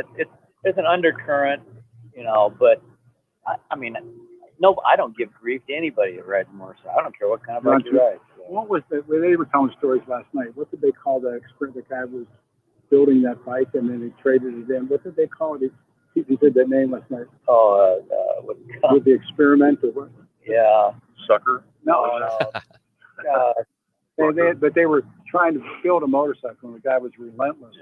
And Vinny Terranova, who many people in Colorado, he's got an old Indian motorcycle, and it's a 47. It's a tank shifter. They've been trying to get that thing started for 2 days, and that's the love of it. You know, like these are old motorcycles, and you know, we're gonna, when we get back in 2 weeks, we start the biker brunch down at the Black IP, and I'm in contact with these. Met these guys, the Antique Motorcycle Association of Colorado. Oh, nice. They got, the guys, they got incredible old motorcycles and European Vincents and, you know, that kind of stuff. So we're gonna start doing a bike show. But they're here. There's motorcycles that you're just stunned at. So much money. Now, General Pete and Marshall, I got a question for you guys, because, you know, Jeff and I are not riders. What I would want to know from each one of you is, what is it about riding the motorcycle that's special to your soul? What is it that is that feeling that brings you back and gets you back on that bike over and over and over again? And why are Harleys the best? Well, for me, I think it's you're out in the open air. The wind is, well, I wear a helmet, but the wind is blowing through your hair. You know, the wind is blowing around you. The sights and the sounds and the smells are out here, and you're just in a connection. I mean, I was a fighter pilot. I flew F-16. You feel a connection with the airplane. I feel a connection with my bike as I ride through the Black Hills or wherever, winding roads and the trees going by and the sun shining on you, and there's just a connection that you feel with moving across the earth, per se. Kenny? Yeah, same thing. It is a mindset, and I think what it does, it gives you that peace.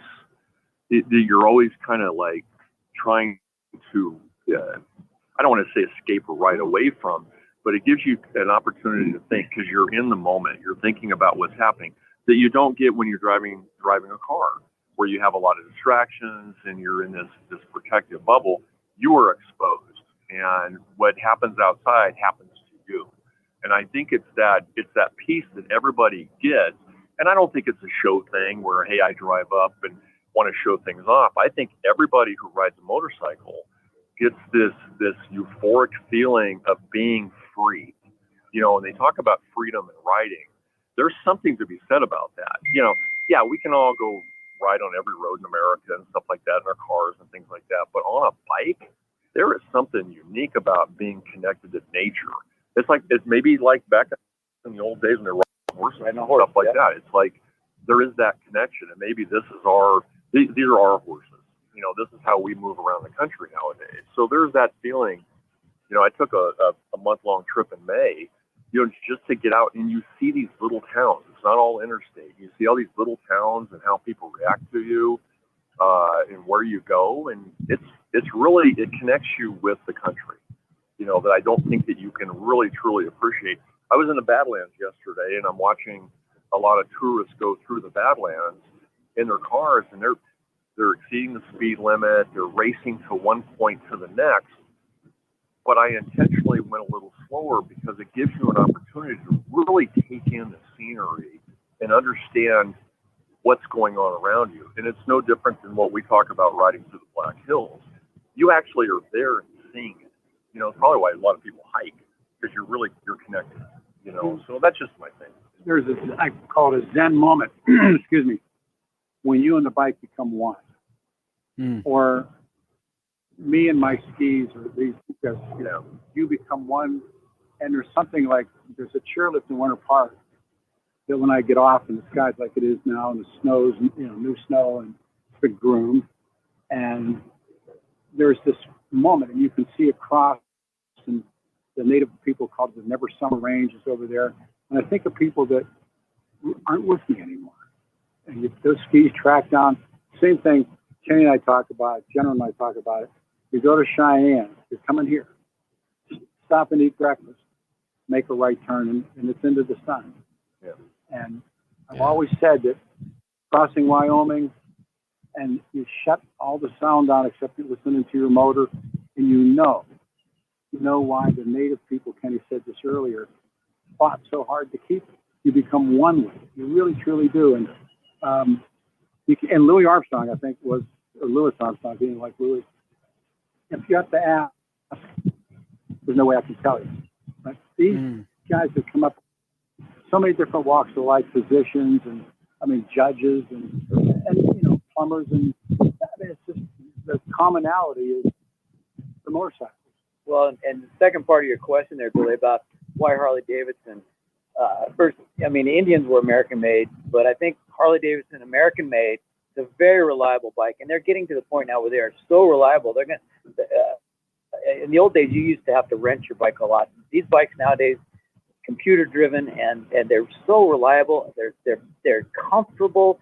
They're big and sturdy, and I just think there's a heritage that's built up. Like a Ford truck or something like that. It's just one of those things in America that's Harley Davidson, and that's right. No hit on Indians or BMWs or Hondas or anything like that. It's Harley Davidson is America's motorcycle. That's just the way it is. Yeah, it's like the rumble of the V8 engine. Same thing. There's a rumble with a Harley that's unlike anything else.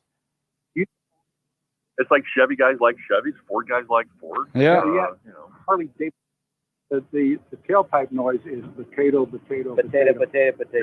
and they copy. Right. They're foreign-made bikers or foreign-made motorcycle companies. They're trying to steal the sound of the exhaust of the big two-cylinder bikes. And again, there's a oneness. The only way there's a zen to it.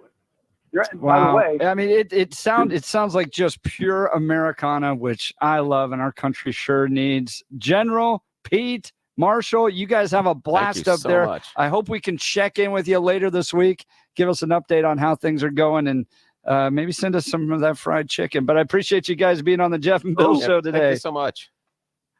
See you guys before when I get back, because I got some shirts for everybody. So I maybe see you Friday morning. Fantastic. Excellent. Good to see Thank you guys. Thank you, Have a lot of fun That's up there, fantastic. and be safe. Yeah, and stay away from the appreciate it. painted ladies. Want to talk to you all about QC Kinetics. Look, pain from arthritis is just awful. Bone on bone, constant pain. It robs you of so much of the stuff you love to do. But there are effective ways to deal with that pain that doesn't require drugs or surgery. There are exciting new cellular therapies that can get you lasting relief, and the place to go, QC Kinetics. Look, I had a family member who had his knee replaced the other day. It's a 6-week recovery. He turned to me and just said, don't ever have this done if you can avoid it. QC Kinetics uses cutting-edge treatments that accelerate your own body's healing properties, revitalizing your joints so you can move again. It doesn't require surgery, pain pills, or steroids, and those are no longer your only option. Learn how QC Kinetics uses advanced regenerative medicine to treat the pain, enhance your joints, restore your mobility, and give you long-term relief with no downtime. The local medical professionals at QC Kinetics are ready to help you get your life back with regenerative, restorative cellular treatments for your achy joints. This is the future of medicine. For your free consultation, give them a call at 303-900-8986. That's 303-900-8986 or QCkinetics.com. QCkinetics.com. We'll continue with the Jeff and Bill Show. News Talk 710 KNUS. Want to take your favorite radio station wherever you go? Now, there's an app for that. No matter where you are, stream your favorite shows. Tap the app to listen to podcasts. Text message your favorite local hosts. Call the show. Get the latest headlines and enter contests to win prizes. All in the palm of your hand. Available now for iOS and Android devices in the App Store or Google Play. And best of all, it's free. Download today.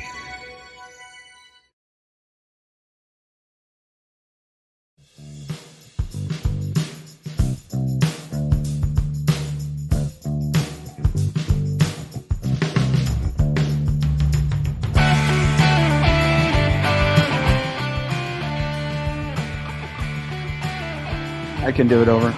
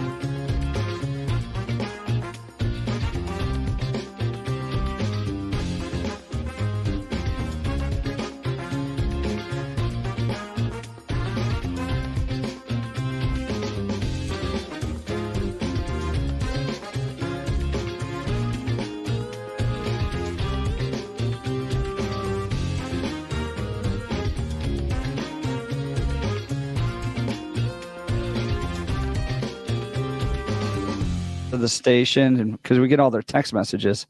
Yeah. But that is awesome. If you're heading out there, give us a call. I'd love to hear from you. 303-696-1971. 303-696-1971. Gabe texted us. This is a real bike. A 6-cylinder Honda Valkyrie. All bikes rock except for Harleys. Gabe, you're the best. I like, and if I like the Harleys, I like, how solid they are. Number of friends of mine ride. Got a couple of neighbors that have just gorgeous Harleys. They're beautiful bikes, and it's that rumble, that sound. The thing I like about them also is the upright seating position. When you get older, that is. But I love the fact that there is this yearly gathering of what is, okay, I'm going to put it this way. What I would say is conservative counterculture. Talked about counterculture back in the 60s and 70s being more liberal because of what was going on. But this is conservative counterculture. This is embracing so many things about America and about conservatism that really make this country great. And it's wonderful for the community to get together, to be a little rowdy, to not be crazy. But I also think that, it's kind of weird, but for Pete, he's not as religious as either you or I. But for him, I think this is like him visiting Mecca or going to the Vatican or, heading off to the temple in Utah. That's things like that. It's important. And it refills his bucket, and spiritually is not really the right word, but it does revitalize him and refreshes him because it puts him back in touch with a lot of his friends and a lot of things that he thinks are important. I think that's what a lot of people do. And why after 84 years, it's still going strong. Circling back to the original question we had, what would you spend $10,000 on? The lady who spent $10,000 to go to the Olympics. Gabe wrote in to answer your question, Billy, about riding. You're alone. It's just you, your bike, the smells, the weather, and the biggest thing is freedom. And speaking of freedom, Billy, I want to get into this just here towards the end of the show. There is a new book coming out tomorrow I am ecstatic about. I spent a good portion of yesterday on a train ride reading the reviews of it. In the New York Times, David French did a review of Neil Gorsuch's new book, Overruled. And it's about the human toll of too much law. Oh, I saw something about this, a blurb. And, and it was a thing about this. And I'm like, what? I thought it was an odd blurb. So now that makes sense because I didn't read the story. But the headline makes total sense now. Now I get where it was going. Yeah. It just would seem like an odd phrase for Gorsuch to have uttered. But now I see it's connected to the book. Okay, that's interesting. So he's got this new book coming out. And basically, he is a judge. He's been a judge for 18 years of his life, dives into what has happened to our country with all the laws. And he gives this great example of a rabbit and a magician. And this is a true story. Okay. So the magician is performing around towns, right? He's doing his little magic trick, and sitting in the audience one time is this government official who approaches him and is like, do you have a permit for your rabbit? Oh, geez. And he's like, I need to have a permit for my rabbit. And he's like, yes, you need to have a permit for your rabbit because it is a show animal. Okay. So if you're a cat, if you're a dog, if you're an iguana, anything like that, you don't need to have a permit. But rabbits fall into a unique category of show animals that you need to have a permit for. Okay. So he's like, all right. So he goes and gets, this is a true story. He goes and gets the permit for his rabbit. And then in order to get the permit qualified, you have to have an emergency preparedness plan to keep your animals safe in case there was an emergency. So it's like basically if you're running like an industrial farm. So all of a sudden, this little magician with his little rabbit is forced into this category because of government rules and regulations to treat his rabbit as if it's part of this industrial farming operation. I have a question, though, about the rabbits. We have a lot of rabbits in our neighborhood, and normally when there's an emergency, they run away.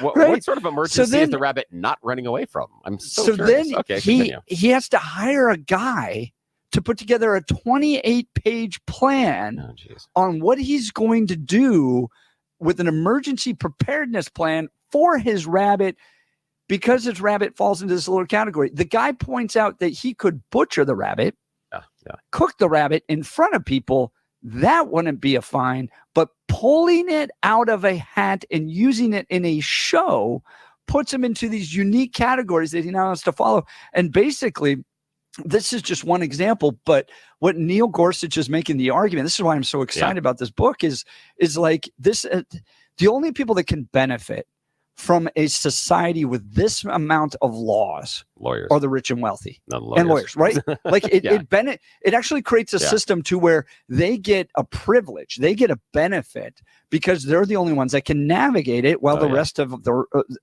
us are just stuck dealing with it. And the reason, Billy, I get so fired up about this is I was in 8th grade. This is my foray into politics. This was the moment I got fired up into politics, was when I got popped for a curfew ticket. And I was riding my bike home from a friend's house. Riding my bike home from a friend's house. The cop stopped me, put my bike in the back of his car, and then drove me home and then gave me a ticket for it. I mean, it was so over the top. I took my little pocket constitution, went down, fought it. Anyways, I'm excited about this book. I want to continue to talk about it. I want to talk about it tomorrow. It comes out tomorrow. Just a question. Can the rabbit identify as a snake and then avoid the licensing? I'm asking for a friend. There you go. For a friend. Just curious. Right. Look, with all the work I've had done to my teeth, and believe me, finding a good dentist makes all the difference. I'd like to talk to you about Dr. Mike and the Rocky Mountain Dental Group. He helps people like you and me feel amazing by providing the best dental care available. See for yourself all the 5-star reviews at RockyMountainDentalGroup.com. Here's one. I've been going there for over 20 years.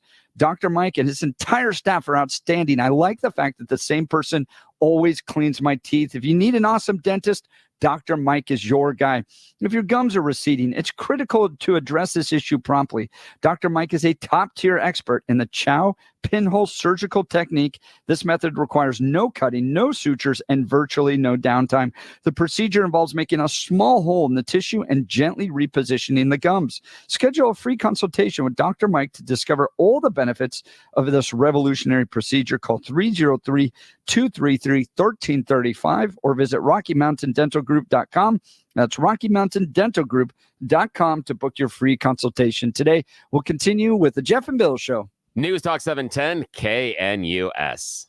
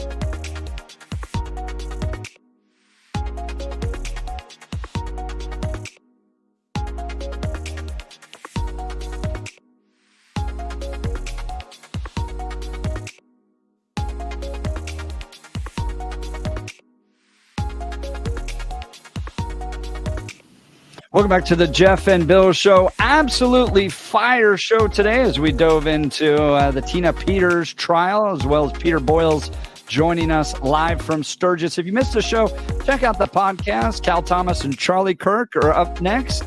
You're listening to the Jeff and Bill Show. News Talk 710 KNUS. Have a good Monday.